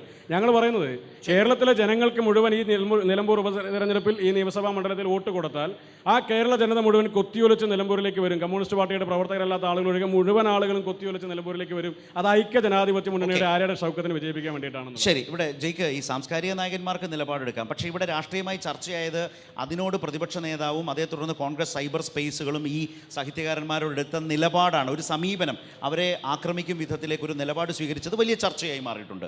ഇവിടെ അൻവറിനെ കുറിച്ച് UDF-ഉം അൻവറിനെയും കണക്ട് ചെയ്യുന്നത് പോലെ തന്നെ പ്രധാനമാണ് അൻവർ മുഖ്യമന്ത്രിയെ ആക്രമിച്ചുകൊണ്ട് വിമർശിച്ചുകൊണ്ട് പറഞ്ഞതും ഇടതുമുന്നണിയെക്കുറിച്ച് പറഞ്ഞതും ഇങ്ങനെ പറഞ്ഞ് ഈ തെരഞ്ഞെടുപ്പിലൊടുവിൽ സ്ഥാനാർത്ഥിയായി വന്നതും. ഞാൻ സംസാരിച്ചു തുടങ്ങി സ്ഥാനാർത്ഥികളുടെ ഒരു താരതമ്യത്തിൽ നിന്നുകൊണ്ടാണ്. ആ താരതമ്യം വോട്ടർമാർക്കിടയിൽ ഉണ്ട് എന്ന് LDF വിശ്വസിക്കുന്നുണ്ടോ? നിലമ്പൂരെ മുൻ MLA-യുടെ വാദഗതികളെ സംബന്ധിച്ച് ഈ തെരഞ്ഞെടുപ്പ് സംബന്ധമായ സംവാദങ്ങളെ സൂക്ഷ്മതയിൽ വിശകലനം ചെയ്തിട്ടുള്ള ഏത് മലയാളിയും അത് കാൽക്കാസിൻ്റെ വിലയുള്ള ഒരു വാക്പ്രയോഗമായിട്ട് അദ്ദേഹത്തിൻ്റെ ഒരു പ്രയോഗത്തെയും എടുക്കാൻ സാധ്യതയുണ്ടെന്ന് ഞാൻ സത്യസന്ധമായി കരുതുന്നില്ല. ഞാനതുകൊണ്ട് അതിൻ്റെ ഒരു വിശദീകരണത്തിലേക്ക് പോകുവാനും ആഗ്രഹിക്കുന്നില്ല. പിന്നെ ഇവിടെ UDF-ൻ്റെ പ്രതിനിധി പറഞ്ഞു സാംസ്കാരിക നായകന്മാരുടെ പ്രതികരണത്തെ സംബന്ധിച്ച്. അദ്ദേഹം അങ്ങനെ നടത്തിയ പ്രതികരണത്തിൽ എനിക്ക് അത്ഭുതമില്ല. കാരണം അദ്ദേഹത്തിൻ്റെ പ്രതികരണങ്ങളെ രൂപീകരിക്കാനും നയിക്കാനും സാധ്യതയുള്ള ഒരാൾ കേരളത്തിൻ്റെ പ്രതിപക്ഷ നേതാവാണ്. കേരളത്തിൻ്റെ സാംസ്കാരിക ലോകമാകെ ഇടതുപക്ഷത്തോട് നിശിതമായ വിമർശനങ്ങളും വിയോജിപ്പുകളും വിഷയാടിസ്ഥാനത്തിൽ വിവിധ ഘട്ടങ്ങളിൽ ഉയർത്തിപ്പിടിച്ചിട്ടുള്ള നിരവധി സാഹിത്യകാരന്മാർ, കവികൾ, കലാകാരന്മാർ, പ്രഭാഷകന്മാർ, എഴുത്തുകാർ, ചിന്തകന്മാർ, അങ്ങനെ വലിയൊരു നിര ഇടതുപക്ഷ ജനാധിപത്യ മുന്നണിയുടെ ഭാവി കേരളത്തിൻ്റെ നായകനെന്ന് ഏതനുഭവത്തിലും വിശേഷിക്കാൻ കഴിയുന്ന സഖാവ് എം സ്വരാജിനോട് ഐക്യപ്പെടുകയുണ്ടായി. ആ ഐക്യപ്പെടലിനെ സംബന്ധിച്ച് നിർഭാഗ്യവശാൽ പ്രതിപക്ഷ നേതാവിൻ്റെ പ്രതികരണം, അദ്ദേഹത്തിൻ്റെ നിലവാരം കാത്തുസൂക്ഷിച്ചു എന്ന് പറയുന്നതാണ് മറ്റൊരർത്ഥത്തിൽ ശരി. അദ്ദേഹം പറഞ്ഞു, ഇവരൊക്കെ സ്ഥാനമാനങ്ങൾക്ക് വേണ്ടി പോകുന്നതാണ്. ആരാണ് സ്ഥാനമാനങ്ങൾക്ക് വേണ്ടി പോകുന്നത്? KR മീര, സച്ചിദാനന്ദൻ, എത്ര ആളുകൾ. അവരെക്കുറിച്ചാണ് നിർഭാഗ്യവശാൽ കേരളത്തിൻ്റെ പ്രതിപക്ഷ നേതാവ് പറയുന്നത് പദവികൾക്ക് പുറകെ നടക്കുന്ന അല്പന്മാരാണ് എന്നുള്ളത്. ആ പ്രതികരണത്തിന് നിലമ്പൂരിലെ ജനത മറുപടി നൽകുമെന്ന കാര്യത്തിൽ സംശയമില്ല. പിന്നെ ഇവിടെ സൂചിപ്പിച്ച മറ്റാളുകൾ ആരാണ്? ഇപ്പം നിലമ്പൂർ ആയിഷ നാടകപ്രവർത്തനം നടത്തിയതിൻ്റെ പേരിൽ വെടിയുണ്ടകളെ ഏറ്റുവാങ്ങേണ്ട വന്ന, അതിക്രമങ്ങളും ആക്രമണങ്ങളും ഏറ്റുവാങ്ങേണ്ട വന്ന, ഇന്ന് മലപ്പുറത്തെയും അതുവഴി പൊതുവിൽ കേരളത്തിൻ്റെയും സ്ത്രീ മുന്നേറ്റത്തിന് സ്വജീവൻ പകുത്തുകൊടുത്തുകൊണ്ട് അതിന് നേതൃത്വം നൽകിയ, പുരോഗമനത്തിന് നേതൃത്വം നൽകിയ ആളാണ് നിലമ്പൂർ ആയിഷ. നിലമ്പൂരുകാരിയാണ്. നിലമ്പൂരുകാരായിട്ടുള്ള ഷഹബാസമൻ മുതൽ നിലമ്പൂർ ആയിഷ വരെ പറയുന്നു 2025 ഈ തെരഞ്ഞെടുപ്പിൽ നിലമ്പൂരിൻ്റെ പ്രാതിനിധ്യം കേരള നിയമസഭയിലേക്ക് എത്തേണ്ടത് സഖാവ് എം സ്വരാജ് വഴിയാണ്. അത് കേൾക്കുമ്പോൾ UDF-ന് അസഹിഷ്ണുത തോന്നും. ചില ആളുകളെ ഇങ്ങോട്ടേക്ക് ഇറക്കി വന്നിട്ടുണ്ടായിരുന്നല്ലോ. KR മീരയെ പോലെ, M മുകുന്ദനെ പോലെ, സച്ചിദാനന്ദനെ പോലെ, നിലമ്പൂർ ആയിഷയെ പോലെ, ഷഹബാസമനെ പോലെ ഇങ്ങനെയുള്ള ആളുകളുടെ ഏഴയലത്ത് അവരുടെ പ്രതിഭയിൽ നിൽക്കാൻ കഴിയുന്ന ഒരു സംഘം ഇടതുപക്ഷത്തിനെതിരെ ശബ്ദിക്കാൻ ഈ തെരഞ്ഞെടുപ്പിൽ മുമ്പോട്ടേക്ക് വന്നിട്ടില്ല എന്നുള്ളതാണ് യാഥാർത്ഥ്യം. ഞാൻ ഒരു വാചകം കൂടെ പറഞ്ഞ് ഞാൻ അവസാനിപ്പിക്കുന്നു. ഞാൻ ഈ ചർച്ചയുടെ ആമുഖത്തിൽ ഉയർത്തിയത് തെരഞ്ഞെടുപ്പിൻ്റെ ആദ്യമന്ത്യാന്ത്യം ഇടതുപക്ഷം ഇവിടെ ഉയർത്തിയ അതേ കാര്യങ്ങൾ തന്നെയാണ്. സർക്കാരിൻ്റെ പ്രോഗ്രസ് റിപ്പോർട്ട് 6 മാസങ്ങൾക്കുള്ളിൽ അടുത്ത നിയമസഭാ തെരഞ്ഞെടുപ്പിൻ്റെ നോട്ടിഫിക്കേഷൻ വരേണ്ട സംസ്ഥാനമാണ് കേരളം. ഞങ്ങൾ ആത്മവിശ്വാസത്തോടു കൂടെ പറയുന്നത്, ഞങ്ങൾ ജനങ്ങൾക്ക് മുമ്പിൽ സമർപ്പിച്ച വിവിധ കാര്യങ്ങളിൽ തെരഞ്ഞെടുപ്പ് സംബന്ധമായി 2021 സമർപ്പിച്ച വാഗ്ദത്ത രേഖയുണ്ട്, തെരഞ്ഞെടുപ്പ് മാനിഫെസ്റ്റോ ഉണ്ട്. ആ തെരഞ്ഞെടുപ്പ് മാനിഫെസ്റ്റോയെ തുടർന്ന് എല്ലാ വർഷവും നടപ്പിലാക്കാൻ കഴിയാതെ വന്നതത്രേ. അതിൻ്റെ സത്യസന്ധമായ രൂപീകരണം പ്രോഗ്രസ് റിപ്പോർട്ടായി അച്ചടിച്ച് ഇന്ത്യയിലെ ഒരേ ഒരു സംസ്ഥാനത്ത് കേരളത്തിൽ പ്രസിദ്ധീകരിക്കുന്ന ഗവൺമെന്റാണ് കേരളത്തിലെ ഇടതുമുന്നണി ഗവൺമെന്റ്. സർക്കാർ നയങ്ങളോട് നിങ്ങൾക്ക് വിയോജിപ്പുണ്ട്. ഇടതുപക്ഷ രാഷ്ട്രീയം എന്തുകൊണ്ട് പരാജയപ്പെടണമെന്നുള്ളത് കഴിഞ്ഞ 9 വർഷത്തെ വിശകലനം ചെയ്ത് നിങ്ങൾക്ക് സമഗ്രതയിൽ, സൂക്ഷ്മതയിൽ രാഷ്ട്രീയമായി പറയാൻ കഴിയുന്നുണ്ടോ? ഇല്ല എന്നുള്ളതാണ് യാഥാർത്ഥ്യം. അവിടെ തന്നെയാണ് രാഷ്ട്രീയം ചർച്ച ചെയ്താൽ ഒറ്റവാചകൂടെ പറയുന്നു. പാലക്കാടും തൃക്കാക്കരയും പുതുപ്പള്ളിയും ഒക്കെ ഉപതെരഞ്ഞെടുപ്പ് നടന്നു, ഒരു തർക്കവും. അതൊക്കെ UDF-ന്റെ പരമ്പരാഗത സീറ്റുകളായിരുന്നു. 2011 നിലമ്പൂരിന്റെ ചിത്രം അതല്ല എന്ന് നമുക്ക് എല്ലാവർക്കും അറിയാം. 2011 UDF മന്ത്രിസഭ അധികാരത്തിൽ വരുന്ന തെരഞ്ഞെടുപ്പിൽ 6.5 മണിക്കൂർ ലോഡ് ഷെഡിംഗ് നടപ്പിലാക്കാൻ നിലമ്പൂർ ഒരു പ്രതിനിധിയെ വൈദ്യുതി വകുപ്പിന്റെ കസേരയിലേക്ക് പറഞ്ഞയച്ചിരുന്നു. പക്ഷേ ആ തെരഞ്ഞെടുപ്പിൽ UDF-ന്റെ ഭൂരിപക്ഷം എത്രയായിരുന്നു? ഇന്നയോളമുള്ള നിലമ്പൂരിന്റെ ചരിത്രത്തിലെ ഏറ്റവും കുറഞ്ഞ UDF ഭൂരിപക്ഷത്തിലേക്ക് പോകേണ്ട വന്നില്ലേ? ഒറ്റ ഉദാഹരണോട് പറഞ്ഞ് അവസാനിപ്പിക്കാം. ഇതേ പ്രതിപക്ഷ നേതാവ് ആദ്യമദ്യാന്ത്യം ഇവിടെ ക്യാമ്പ് ചെയ്ത പ്രതിപക്ഷ നേതാവ് ഈ ഏറ്റവും ഒടുവിൽ പാലക്കാടും വയനാടും ചേലക്കരയും ഉപതെരഞ്ഞെടുപ്പ് നടന്നപ്പോൾ കേരളത്തിലെ മാധ്യമങ്ങളോട് പറഞ്ഞു, എന്താണ് പറഞ്ഞത്? ഞങ്ങൾ സിറ്റിംഗ് സീറ്റ് നിലനിർത്തുന്നതിലല്ല ഞങ്ങളുടെ കാര്യം. ഭരണത്തിനെതിരെയുള്ള വികാരം എന്ന് പറയുന്നത് ഭരണമുന്നണിയുടെ കയ്യിലിരിക്കുന്ന ചേലക്കര പിടിച്ചെടുക്കുന്നതിലൂടെയാണ്. ഞങ്ങൾ തുടക്കം മുതൽ ഒടുക്കം വരെ ചേലക്കര കേന്ദ്രീകരിച്ച് പ്രവർത്തിക്കുന്നു. ചേലക്കരയിലെ റിസൾട്ട് ആയിരിക്കും ഞങ്ങളുടെ പ്രതിപക്ഷ പ്രവർത്തനത്തിന്റെ മാൻഡേറ്റ് എന്ന് പറഞ്ഞു. ചേലക്കര 2016 ഒന്നാം പിണറായി സർക്കാരിന്റെ കാലയളവിൽ അവിടെ നിന്ന് ഇടതുപക്ഷ മുന്നണിയുടെ പ്രതിനിധിക്ക് നൽകിയതിനേക്കാൾ 1000കണക്കിന് വോട്ടുകളുടെ ഭൂരിപക്ഷത്തോടുകൂടെ 2024 അതേ പ്രതിനിധിയെ കേരള നിയമസഭയിലേക്ക് പറഞ്ഞയച്ചു. പക്ഷെ പിന്നീട് പ്രതിപക്ഷ നേതാവിനെ കണ്ടിട്ടില്ല. ശരി, ചോദ്യങ്ങളിലേക്ക്. എൻ്റെ ചോദ്യം UDF പ്രതിനിധിയോടാണ്. ജമാഅത്തെ ഇസ്ലാമിയുടെ പിന്തുണ UDF-ന് പ്രഖ്യാപിച്ചിട്ടും ജമാഅത്തെ ഇസ്ലാമിയെ വളരെ രൂക്ഷമായ രീതിയിൽ എതിർത്ത നിലമ്പൂരിലെ കോൺഗ്രസ് സ്ഥാനാർത്ഥി ഇപ്പോൾ അത് സംബന്ധിച്ച ചോദ്യങ്ങൾക്ക് മുന്നിൽ ഉരുണ്ട് കളിക്കുകയാണ്. ഇത് UDF-ന്റെ രാഷ്ട്രീയ തോൽവി ഭയന്നുള്ള രാഷ്ട്രീയ പാപ്പരത്വമല്ലേ? ഇവിടെ UDF അങ്ങോട്ട് പോയൊരു ചർച്ച നടത്തിയതല്ല. ഒരു രാഷ്ട്രീയ പാർട്ടി എന്ന നിലയ്ക്ക് അവർ നൽകിയ പിന്തുണയാണ്, നിരുപാധികമായി നൽകിയ പിന്തുണയാണ്. ആ പിന്തുണയെ ഞങ്ങൾ തള്ളിയില്ല എന്നുള്ളതാണ് വസ്തുത. 2, ഇദ്ദേഹം നേരത്തെ ചോദിച്ചതുപോലെ ഞങ്ങൾ ആരെങ്കിലും അങ്ങോട്ട് പോയി ചർച്ച നടത്തിയിട്ടല്ല. 2006 മുഖ്യമന്ത്രിയുടെ ഒരു പത്രസമ്മേളനം ഉണ്ട്, നമ്മുടെ സംസ്ഥാനത്തിനകത്ത് നടന്നൊരു പത്രസമ്മേളനം ഉണ്ട്. അതിൽ ആരൊക്കെയാണ് പിന്തുണ നൽകിയതെന്നും അവരെങ്ങനെയൊക്കെയാണ് ഞങ്ങളെ സഹായിച്ചതെന്നും. അപ്പോൾ ഒരു കാലഘട്ടത്തിൽ LDF-നെ സംബന്ധിച്ച് ഇവരുടെയൊക്കെ പിന്തുണ കിട്ടിയിരുന്ന കാലഘട്ടത്തിൽ, പിന്തുണ വാങ്ങിയിരുന്ന കാലഘട്ടത്തിൽ അതൊന്നും തെറ്റല്ലാതിരിക്കുകയും ആ പിന്തുണ ഇപ്പോൾ ലഭിക്കാതിരിക്കുന്ന സമയത്ത് വലിയ വർഗീയ പ്രചരണമാണ് എന്നുള്ള രീതിയിൽ പ്രചരണം നടത്തിക്കൊണ്ടിരിക്കുകയാണ്. ഞാൻ പറയുന്നു, സ്ഥാനാർത്ഥിയെ പറ്റിയുള്ള വ്യക്തിപരമായ മികവുകളെ പറ്റിയുള്ള ചർച്ചയ്ക്ക് അപ്പുറത്തേക്ക് ഈ തെരഞ്ഞെടുപ്പിനകത്തൊരു രാഷ്ട്രീയമുണ്ട്. ആ രാഷ്ട്രീയം ചർച്ച ചെയ്യപ്പെടണം എന്നുള്ളതാണ് പ്രധാനപ്പെട്ട കാര്യം പ്രോഗ്രസ് കാർഡിനെ പറ്റി പറഞ്ഞു. ഞാൻ ചോദിക്കട്ടെ, വാഗ്ദത്ത രേഖയാണെന്നാണ് പറഞ്ഞത്. അത് വാഗ്ദത്ത രേഖയല്ല, അതൊരു പറ്റിപ്പ് രേഖയായിട്ട് ഇപ്പോൾ മാറിയിരിക്കുക. എത്രയാണ് പെൻഷൻ കൊടുക്കുമെന്ന് പറഞ്ഞത്? 2500 കൊടുക്കുമെന്നാണ് പറഞ്ഞത്. എത്രയാണ് ഇപ്പോൾ വർധനവ് കൊണ്ടുവരാൻ സാധിച്ചിട്ടില്ല. ഇവിടെ ആശാവർക്കർമാർക്ക് എത്ര കൂട്ടി കൊടുക്കുമെന്ന് പറഞ്ഞു, അത് കൊടുക്കാൻ വേണ്ടി സാധിച്ചിട്ടില്ല. ഇവിടെ ഓരോ മേഖലകളിലും അതോടൊപ്പം തന്നെ ശമ്പള വർധനവ്, മറ്റു കാര്യങ്ങൾ, വില വർധനവ് ഉണ്ടാകില്ല എന്നുള്ളതടക്കമുള്ള എത്രയോ പ്രഖ്യാപനങ്ങൾ ഈ പറയുന്ന ഇവരുടെ ഇടതുമുന്നണിയുടെ പ്രകടന പത്രികയ്ക്കകത്തുണ്ടായിരുന്നു. അത് മുഴുവൻ പാലിക്കാൻ വേണ്ടി ഇവിടെ സാധിച്ചിട്ടുണ്ടോ? അപ്പോൾ ഈ നാട്ടിലെ ജനങ്ങൾക്ക് കൊടുത്ത ഏത് വാക്കാണ് ഈ ഗവൺമെന്റ് പാലിക്കാൻ സാധിച്ചിട്ടുള്ളത്? ഒരു വാക്കും പാലിക്കാൻ സാധിച്ചിട്ടില്ല എന്ന് മാത്രമല്ല, 9 വർഷക്കാലമായി ഈ നാട്ടിലെ ജനങ്ങളെ പറ്റിക്കുന്ന PR വർക്ക് മാത്രമാണ് ഇടതുമുന്നണി ഗവൺമെന്റിന്റെ സംഭാവന എന്ന് പറയുന്നത്. ജയിക്കിന്റെ മറുപടി ഇതിൽ 2 വിഷയങ്ങളുണ്ടോ? ഈ ജമാഅത്തെ ഇസ്ലാമി അതുപോലെ തന്നെ വെൽഫെയർ പാർട്ടി UDF പിന്തുണ പ്രഖ്യാപിച്ചതാണോ പ്രശ്നം, അതോ അതിനെ പൊളിറ്റിക്കലൈസ് ചെയ്ത് അതിനെ ഒരു മതനിരപേക്ഷ ചേരിയിലേക്ക് സ്വാഗതം ചെയ്യും വിധത്തിലേക്ക് പ്രതിപക്ഷ നേതാവ് അതിനോട് ആക്ട് ചെയ്തതാണോ പ്രശ്നം?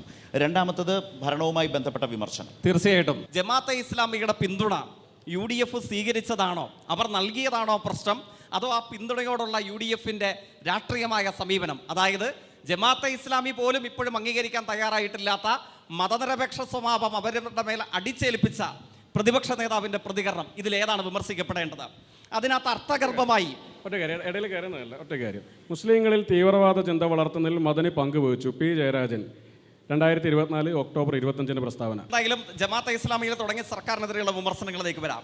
ജമാഅത്തെ ഇസ്ലാമിയെ സംബന്ധിച്ച് ഇപ്പോൾ ജമാഅത്തെ ഇസ്ലാമി ആവട്ടെ, ഞാൻ ഇങ്ങോട്ടേക്ക് വരുന്ന വഴിയിൽ ശിവസേനയോ ഹനുമാൻ സേനയോ അങ്ങനെ ഏതൊരു സേനയുടെ ബോർഡ് കണ്ടു.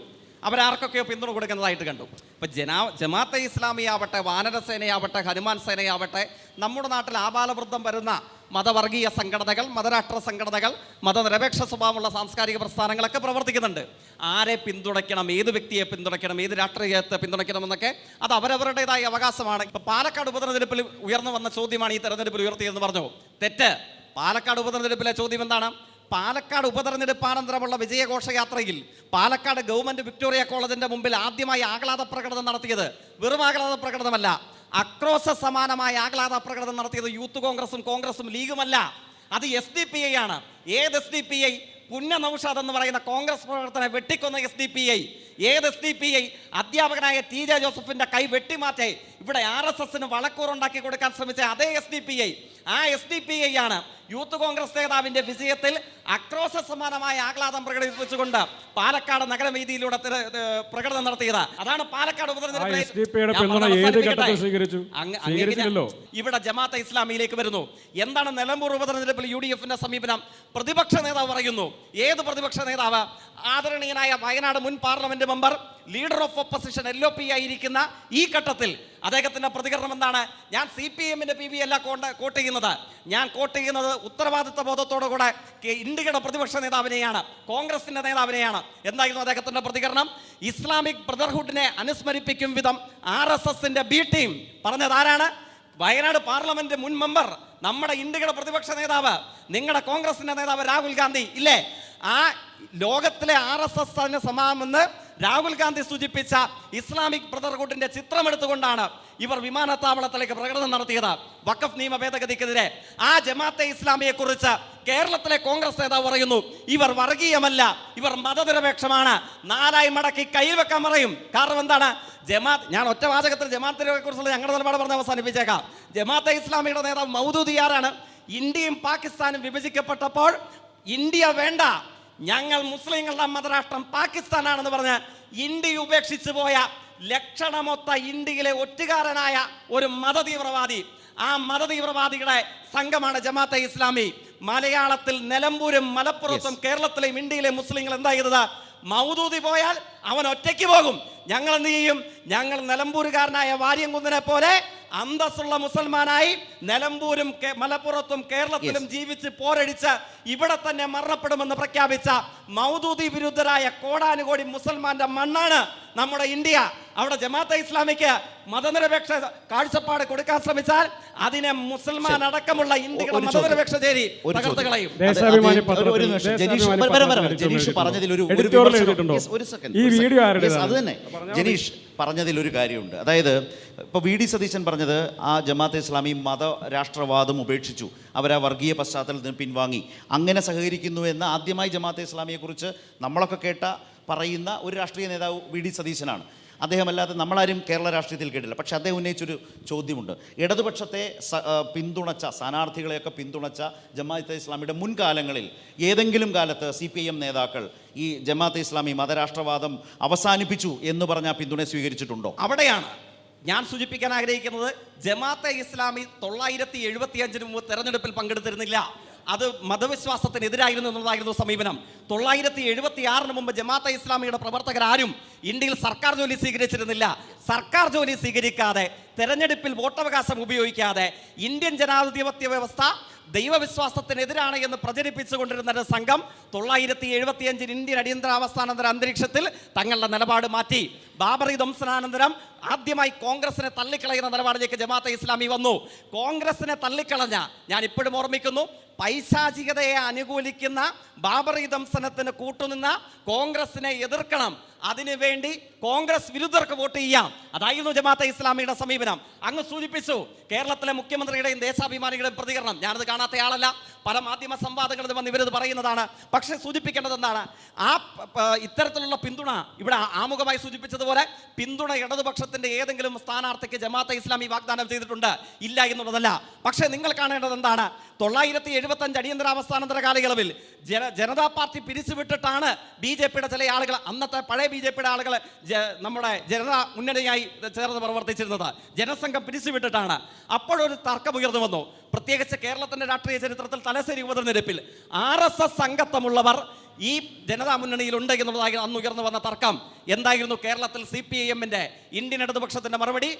RSS അംഗത്വമുള്ളവർ ഈ സംഘത്തിലുണ്ടെങ്കിൽ ഞങ്ങൾക്ക് RSSന്റെ വോട്ട് വേണ്ട. ഒരു ഡിസ്പ്യൂട്ട് എപ്പോഴും ഉയർന്നു വന്നിട്ടുണ്ടോ? നിങ്ങൾ വർഗീയതയുടെ പിന്തുണ സ്വീകരിക്കുന്നുണ്ടോ എന്ന ചോദ്യം ഉയർന്നു വന്നിട്ടുണ്ടോ? ആ ചോദ്യത്തിൽ കേരളത്തിലെ ഇടതുപക്ഷം CPIM മറുപടി പറഞ്ഞിട്ടുണ്ട്. 2010 ഇപ്പൊ അദ്ദേഹം സൂചിപ്പിച്ച പ്രതികരണം CPIMന്റെ സംസ്ഥാന സെക്രട്ടറിയായി പിണറായി ഇരിക്കുമ്പോഴാണല്ലോ. 2010 മീഡിയ വേണ്ട മാധ്യമമുഖമായ മാധ്യമം പത്രത്തിലെ പ്രതികരണം എന്താണ്? ജമാഅത്തെ ഇസ്ലാമിക്ക് ഇന്ത്യൻ ജനാധിപത്യത്തിൽ വിശ്വാസമില്ല, ദൈവരാജ്യമാണ് അവരുടെ ലക്ഷ്യമെന്ന് CPIM സംസ്ഥാന സെക്രട്ടറി പിണറായി വിജയൻ. സമൂഹത്തിലെ എല്ലാ നന്മകളെയും ഇല്ലായ്മ ചെയ്യാനാണ് ജമാഅത്തെ ഇസ്ലാമി ശ്രമിക്കുന്നത്. അവരുടെ പ്രത്യയശാസ്ത്രം ജനാധിപത്യത്തിനെതിരാണ്. സോളിഡാരിറ്റിയെ ഇറക്കി രാഷ്ട്രീയ പ്രവർത്തനം നടത്താനാണ് ഇവർ ശ്രമിക്കുന്നത്. ആദ്യമായി ഇതിനായി സംഘടിത പ്രസ്ഥാനങ്ങളെ നശിപ്പിക്കാനാണ് ജമാഅത്തെ ഇസ്ലാമി ശ്രമിക്കുന്നത്.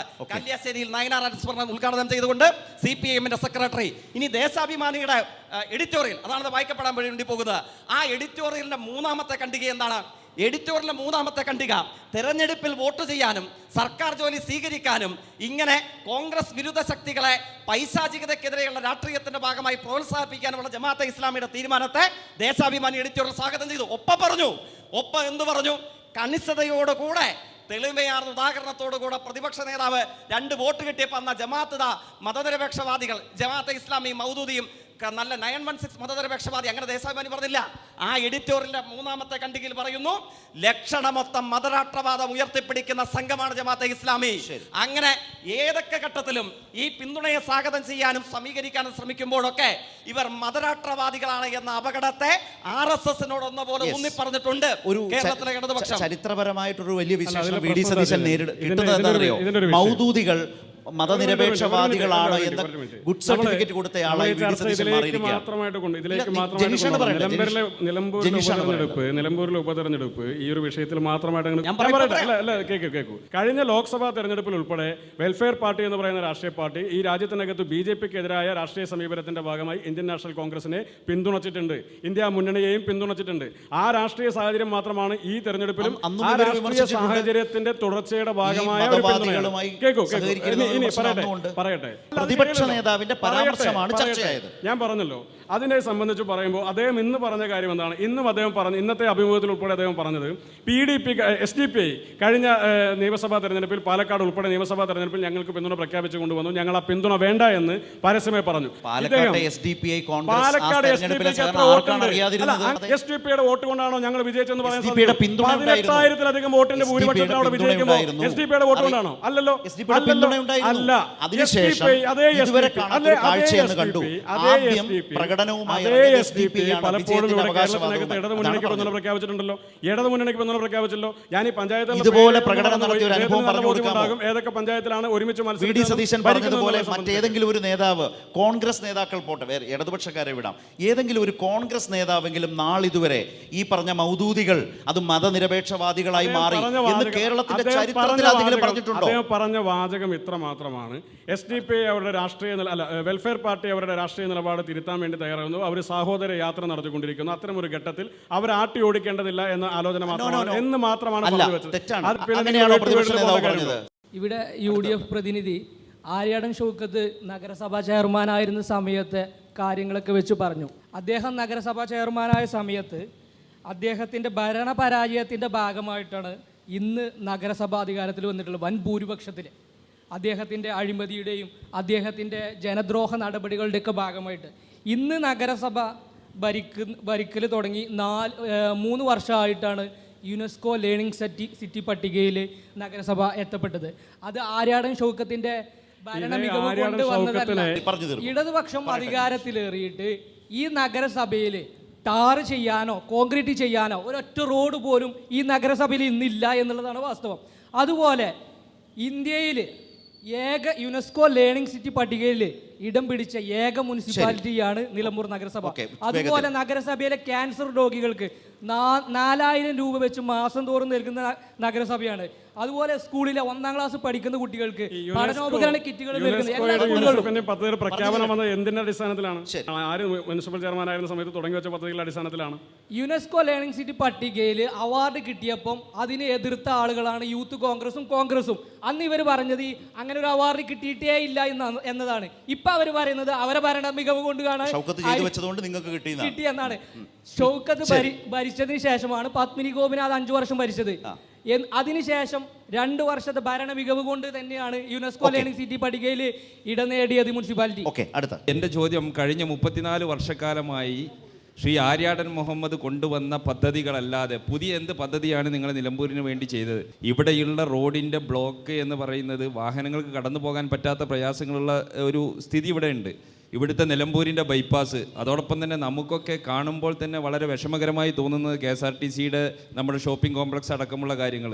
ഇതിനകത്ത് ആര്യാടൻ മുഹമ്മദ് കൊണ്ടുവന്ന ഇത്തരം വികസനങ്ങൾ അദ്ദേഹം പോയതിനു ശേഷം അത് മുന്നോട്ട് കൊണ്ടുപോകാൻ ഇടതുപക്ഷത്തിന് സാധിച്ചിട്ടില്ല എന്ന് മാത്രമല്ല, പുതിയതായിട്ട് എന്ത് പദ്ധതികളാണ് പിന്നെ ഒന്ന് സ്പെസിഫൈ ചെയ്ത് ഇടതുപക്ഷ പദ്ധതിക്ക് പറയാൻ സാധിക്കും?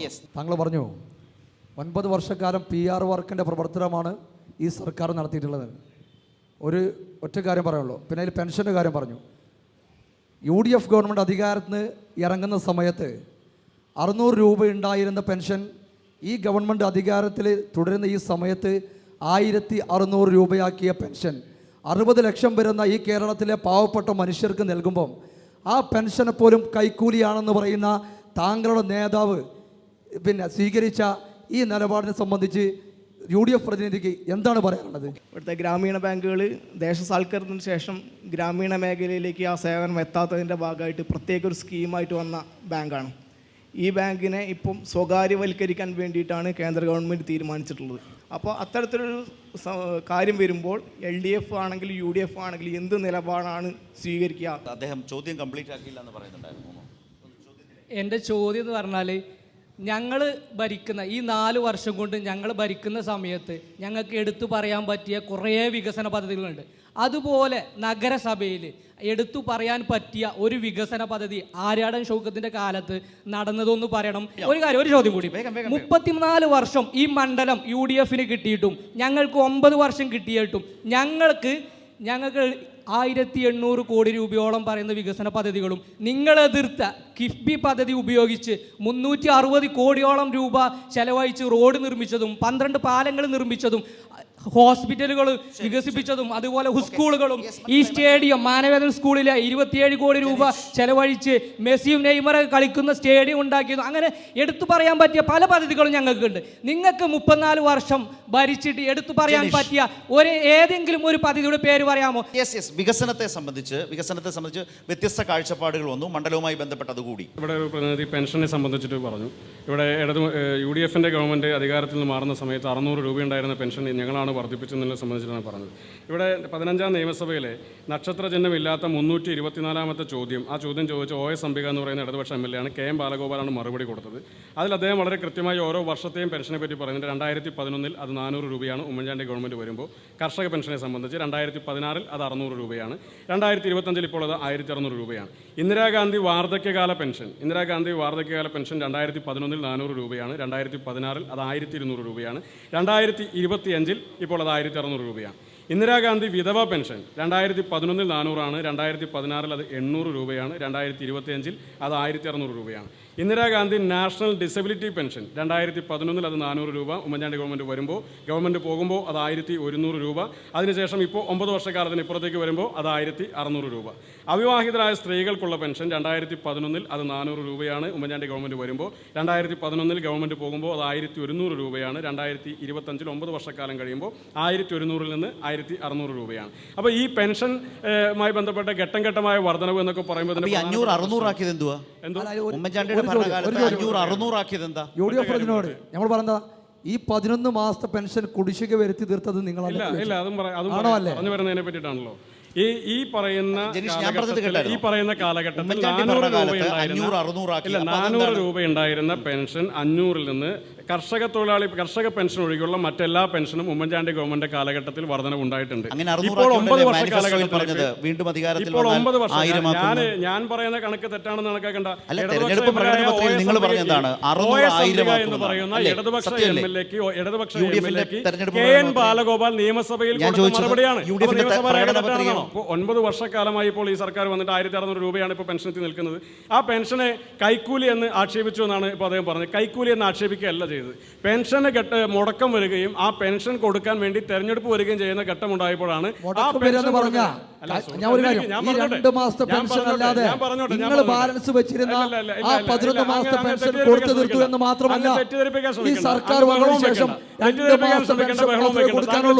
മറുപടിയാണല്ലോ പറയുന്നത്. ആ പെൻഷൻ കൊടുക്കുന്നത് തെരഞ്ഞെടുപ്പ് അടുക്കുന്ന ഘട്ടം വരെ മുടങ്ങുകയും തെരഞ്ഞെടുപ്പ് അടുക്കുന്നതിന് തൊട്ട് മുമ്പ് അത് കൊടുക്കുകയും ചെയ്യുന്നത് കൊണ്ടാണ് തെരഞ്ഞെടുപ്പ് അടുക്കുമ്പോൾ കൊടുക്കേണ്ട കൈക്കൂലി പോലെ ജനങ്ങളെ തെറ്റിദ്ധരിപ്പിക്കുന്നത് ശരിയല്ല. വിഷുവിന് കൊടുത്തിട്ട് പറഞ്ഞത് വിഷു കൈനീട്ടമാണെന്നാണ് പറഞ്ഞത്. ഞാൻ ഒറ്റ കാര്യം കൂടി പറയട്ടെ. ഉമ്മൻചാണ്ടി ഗവൺമെന്റ് കാലഘട്ടത്തിൽ ഞങ്ങൾ പെട്രോളിന് 1 ലിറ്ററിന് 2 രൂപ വീതം, ഡീസലിനും 2 രൂപ വീതം സെസ് വർദ്ധിപ്പിച്ചിട്ടില്ല. ഈ ഗവൺമെന്റ് പെൻഷൻ കൊടുക്കാൻ വേണ്ടിയിട്ടല്ലേ പെട്രോളിനും ഡീസലിനും ഈ രാജ്യത്തെ ഏക സംസ്ഥാനത്തല്ലേ സംസ്ഥാന ബഡ്ജറ്റിന്റെ പേരിൽ 2 രൂപ വീതം വർദ്ധിച്ചത്. ഈ നാട്ടിലെ ജനങ്ങൾ മുഴുവൻ പെട്രോളും ഡീസൽ അടിക്കുമ്പോൾ ഈ 2 രൂപ അധികം കൊടുക്കുന്നില്ലേ? എന്നിട്ടും പെൻഷൻ കൊടുക്കുന്നതിൽ പോരായ്മകൾ വരുന്നുണ്ട് എന്നുള്ളൊരു ആക്ഷേപമാണ്. ഒറ്റ കാര്യം കൂടി, അതിന് മറുപടിയായിട്ട് ഉടനെ വന്നുകൊണ്ട് പറയും ഉമ്മൻചാണ്ടിയുടെ കാലഘട്ടത്തിൽ നിങ്ങൾ 18 മാസക്കാലത്തെ പെൻഷൻ മുടങ്ങിയില്ലേ, അത് 18 മാസക്കാലത്ത് മുടങ്ങിയതല്ല എന്നുള്ള കാര്യം എല്ലാവർക്കും വ്യക്തമായിട്ട് അറിയാവുന്നതാണ്. ഒരു സബ്മിഷൻ പോലും നിയമസഭയ്ക്കകത്ത് അതുമായി ബന്ധപ്പെട്ട് ഇടതു മുന്നണിയുടെ ഏതെങ്കിലും MLA 18 മാസക്കാലം ഈ സംസ്ഥാനത്തിനകത്ത് പെൻഷൻ മുടങ്ങിക്കിടന്നാൽ ഇപ്പോൾ ഈ 6 മാസക്കാലം പെൻഷൻ മുടങ്ങുമ്പോൾ ഞങ്ങൾ എത്ര സബ്മിഷൻ കൊണ്ടുവന്നു? 18 മാസക്കാലം പെൻഷൻ മുടങ്ങിക്കിടന്ന ഈ നാട്ടിനകത്ത് ചെറിയ സമരമായിരിക്കും. ഈ കൈക്കൂലി എന്ന് പറഞ്ഞ് ജനങ്ങൾക്ക് കൈക്കൂലി കൊടുക്കുന്നതല്ല, ഈ ഗവൺമെന്റ് പെൻഷനെ ദുരുപയോഗിക്കുന്നു എന്നാണ് പറയുന്നത്. ഇന്നയോളമുള്ള 9 വർഷക്കാലത്തെ ഉപതെരഞ്ഞെടുപ്പിൽ UDF-ന്റെ എല്ലാ തീരുമാനങ്ങളും, എല്ലാ രാഷ്ട്രീയ അടവുകളും, എല്ലാ തന്ത്രങ്ങളും ബാക്ക്ഫയർ ചെയ്ത തകർന്നു പോയെന്നുള്ളതല്ല, തിരിച്ചടിയായി UDF-ന് സംഭവിച്ച ഉപതെരഞ്ഞെടുപ്പാണ് നിലമ്പൂർ ഉപതെരഞ്ഞെടുപ്പ് എന്ന് പറയുന്നത്. ആദ്യം നിലമ്പൂരിലെ മുൻ MLA-യെ സംബന്ധിച്ച് ഞങ്ങളില്ല, വേണമെങ്കിൽ ഞങ്ങളെ വന്ന് കണ്ടുകൊള്ളട്ടെ എന്ന് പറഞ്ഞു. പിന്നീട് he is not our headache എന്ന് തലമുതിർന്ന യൂത്ത് കോൺഗ്രസിന്റെ സമുന്നത നേതൃത്വം പറഞ്ഞു. രാത്രിയായപ്പോൾ തലയിൽ മുണ്ടിട്ട് അദ്ദേഹത്തിന്റെ രാത്രി വീട്ടിലേക്ക് പോയി കാല് പിടിച്ചു. തിരികെ മാധ്യമങ്ങളിലൂടെ ആ മുഖം വെളിപ്പെടുകയും ചെയ്തു. ഒന്നാമത്തെ തിരിച്ചടി. 2, മലപ്പുറം ജില്ലയെ സംബന്ധിച്ചുള്ള പരാമർശം. ഈ നിലമ്പൂർ നിയോജക മണ്ഡലത്തിന്റെ ഭാഗമായ വഴിക്കടവ് പഞ്ചായത്തിൽ നിന്നാണ് മലപ്പുറം ജില്ലാ രൂപീകരണ വിരുദ്ധ സമര സമിതിയുടെ നേതൃത്വം കോൺഗ്രസിന്റെ നേതാവിന്റെ നേതൃത്വത്തിൽ, ഞാനിപ്പോൾ മൺമറഞ്ഞു പോയി എന്നുള്ളത് കൊണ്ട് പേരെടുത്ത് ആക്ഷേപിക്കാൻ ഉദ്ദേശിക്കുന്നില്ല, കോൺഗ്രസ് നേതാവിന്റെ നേതൃത്വത്തിൽ മലപ്പുറം ജില്ലാ വിരുദ്ധ റാലി സംഘടിപ്പിച്ചത് ഈ നിലമ്പൂർ മണ്ഡലത്തിലെ വഴിക്കടവിൽ നിന്നാണ്. അപ്പോൾ പിന്നീട് സാമൂഹ്യക്ഷേമ പെൻഷൻ, അതിനുശേഷം വീണ്ടും ഈ പഴകിയ വീഞ്ഞെടുത്ത് പുതിയ കുപ്പിയിലിടുന്നത് പോലെ ഇതിനെ സംബന്ധിച്ച് ലക്ഷക്കണക്കിന് രൂപ മുടക്കി സാമൂഹ്യ മാധ്യമങ്ങളിൽ മുൻ യൂത്ത് കോൺഗ്രസിൻ്റെ നേതാവും അഭിനവ യൂത്ത് കോൺഗ്രസിൻ്റെ നേതാക്കന്മാരും ഒക്കെ ഇതേ വാദങ്ങൾ പറയുന്നുണ്ട്. എന്താണ് ഇതിൻ്റെ ഏറ്റവും ലളിതമായി ഞാൻ ഈ വാർദ്ധക്യകാല പെൻഷൻ, അതിൻ്റെ ആകെ കേരളത്തിലെ ഗുണഭോക്താക്കൾ 62 ലക്ഷം വരുന്ന പെൻഷൻ ഡാറ്റാ ബേസിൽ 3 ലക്ഷം പോലും 1200 വർദ്ധിപ്പിച്ച വാർദ്ധക്യകാല പെൻഷൻ്റെ ഗുണഭോക്താക്കളില്ല. വികലാംഗ പെൻഷൻ അത്രയും പോലും ഗുണഭോക്താക്കളില്ല. ഈ ഗുണഭോക്താക്കളുടെ ഒക്കെ പെൻഷൻ 1200 വർദ്ധിപ്പിച്ചിട്ട് UDF-ന്റെ പ്രകടന പത്രിക പക്ഷേ 2016 ആദരണീയനായ കോൺഗ്രസിന്റെ നേതാവും നമ്മുടെ മുൻ മുഖ്യമന്ത്രിയും പ്രകാശനം ചെയ്യുമ്പോൾ അതിൽ പറഞ്ഞു, ഞങ്ങളെ 2016 അധികാരത്തിലെത്തിയാൽ ഞങ്ങൾ 1000 രൂപയാക്കാമെന്ന്. ഏത് കോൺഗ്രസ് പ്രതിനിധിയുടെ വാക്കുപ്രകാരം 1200 ആക്കിയിരുന്നു. പക്ഷെ പ്രകടന പത്രിക 2016 പുറത്തിറക്കുമ്പോൾ പറയുകയാണ് ഞങ്ങളെ ഒന്നുകൂടെ അധികാരത്തിലെത്തിയാൽ ഞങ്ങൾ 1000 ആക്കാന്ന്. ഇരിക്കട്ടെ, ഇനി ഇതൊക്കെ ഇവരുടെ സമയത്താണല്ലോ കല്ലിടലും മഹാമഹവും പെൻഷൻ കൂട്ടലും ഒക്കെ നടത്തിയിട്ടുണ്ടോ കോൺഗ്രസ് നേതാക്കന്മാരല്ലോ. എത്ര കൊടുത്തു 5 വർഷം കൊണ്ട്? അതിനെ സംബന്ധിച്ച് കണക്കുണ്ടോ? ഞാൻ വെല്ലുവിളിക്കുന്നു, ഐ ചലഞ്ച് ചെയ്യൂ എന്നുള്ളത് KPCC പ്രസിഡന്റ് വാചകം ഞാൻ എടുക്കുന്നു. 2011 മുതൽ 2016 വരെ 1600 ഒക്കെ ആക്കിയിട്ട് UDFന്റെ നേതാക്കന്മാർ കേരളത്തെ നയിച്ചിരുന്ന കാലയളവിൽ 5 വർഷം കൊണ്ട് നിങ്ങൾ ഈ കേരളത്തിലെമ്പാടും കൊടുത്ത പെൻഷൻ എത്രയാണ്? 9,011 കോടി രൂപ. 9,011 കോടി രൂപ. ഞങ്ങളൊന്നും വർദ്ധിപ്പിച്ചിട്ടില്ലല്ലോ. പക്ഷെ 2016 കേരളത്തിൽ പിണറായി വിജയൻ സർക്കാർ അധികാരത്തിൽ വന്നപ്പോൾ 5 വർഷം കൊണ്ട് കൊടുത്ത പെൻഷന്റെ കാശ് എത്രയാണ്? 35,145.62 കോടി രൂപ. അപ്പം നിങ്ങളുടെ 600 എത്ര പേർക്ക് കിട്ടി? നിങ്ങളുടെ 1200 എത്ര ലക്ഷത്തിന് കിട്ടി? ഏത് ഗുണഭോക്താക്കൾക്ക് കിട്ടി? നിങ്ങൾ ചെയ്തിട്ടുണ്ട് ഇല്ലെന്നുള്ളതല്ല, പലതും എന്താണ്? നമ്മുടെ തിരുവനന്തപുരം മെട്രോ ഇപ്പം DPR സമർപ്പിക്കാൻ പോകുന്നേ ഉള്ളൂ. അന്നേരം കേരള നിയമസഭയിൽ നിന്നൊരു പ്രഖ്യാപനം കേട്ടു, ഇത് ഞങ്ങളുടെ നേതാവ് തറക്കല്ലിട്ടതാണ്. അതേപോലെയാണ് പ്രഖ്യാപനമൊക്കെ നടത്തിയിട്ടുണ്ടാകും, 1500 2000 ഒക്കെ പറഞ്ഞിട്ടുണ്ടാകും. പക്ഷേ വാക്ക് പ്രവൃത്തിയാകാൻ കാരണം കേരളത്തിലെ സെക്രട്ടേറിയറ്റിന്റെ നോർത്ത് ബ്ലോക്കിൽ മുഖ്യമന്ത്രിയുടെ കസേരയിൽ കമ്മ്യൂണിസ്റ്റ് പാർട്ടിയുടെ നേതാവായ പിണറായി വിജയൻ ഇരിക്കേണ്ട വന്നു. അതാണ് പ്രത്യേകത. ആശാപ്രവർത്തകർ 2 വാചകമേ ഉള്ളൂ.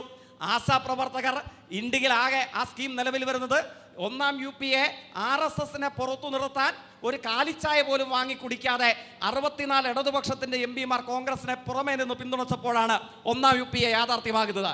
ആ ഗവൺമെന്റിന്റെ സൃഷ്ടിയാണ് ആശാപ്രവർത്തകർ. ആദ്യം നമ്മുടെ നാട്ടിൽ അധികാരത്തിൽ വന്ന VS ഗവൺമെന്റ് 500 രൂപയോളം ഓണറേറിയം കൊടുക്കാൻ വേണ്ടി തീരുമാനിച്ചു. പിന്നീട് വന്ന UDF ഗവൺമെന്റ് 1000 രൂപയോളമാക്കി വർദ്ധിപ്പിക്കാനുള്ള സമീപനം സ്വീകരിച്ചു. ഇപ്പോൾ അവർക്ക് ഇന്ത്യയിൽ ഏറ്റവും ഉയർന്ന ഓണറേറിയം കിട്ടുന്ന 1ാമത്തെ സംസ്ഥാനത്തിന്റെ പേരേതാണ്? ഞാനല്ല പറയുന്നത്, RJDയുടെ നേതാവായ ഡൽഹി യൂണിവേഴ്സിറ്റിയിൽ ഡിപ്പാർട്ട്മെന്റ് ഓഫ് ഹിസ്റ്ററിയുടെ വകുപ്പ് മേധാവിയായ പ്രൊഫസറായ ഡോക്ടർ മനോജ് ദാ ആഴ്ചകൾക്ക് പിറകിൽ ഇന്ത്യൻ രാജ്യസഭയിൽ പറഞ്ഞു, ആശാ പ്രവർത്തകർക്ക് മാന്യതയുള്ള ഓണറേറിയം കൊടുക്കാൻ നമ്മുടെ സംസ്ഥാനങ്ങൾ തയ്യാറാകണം.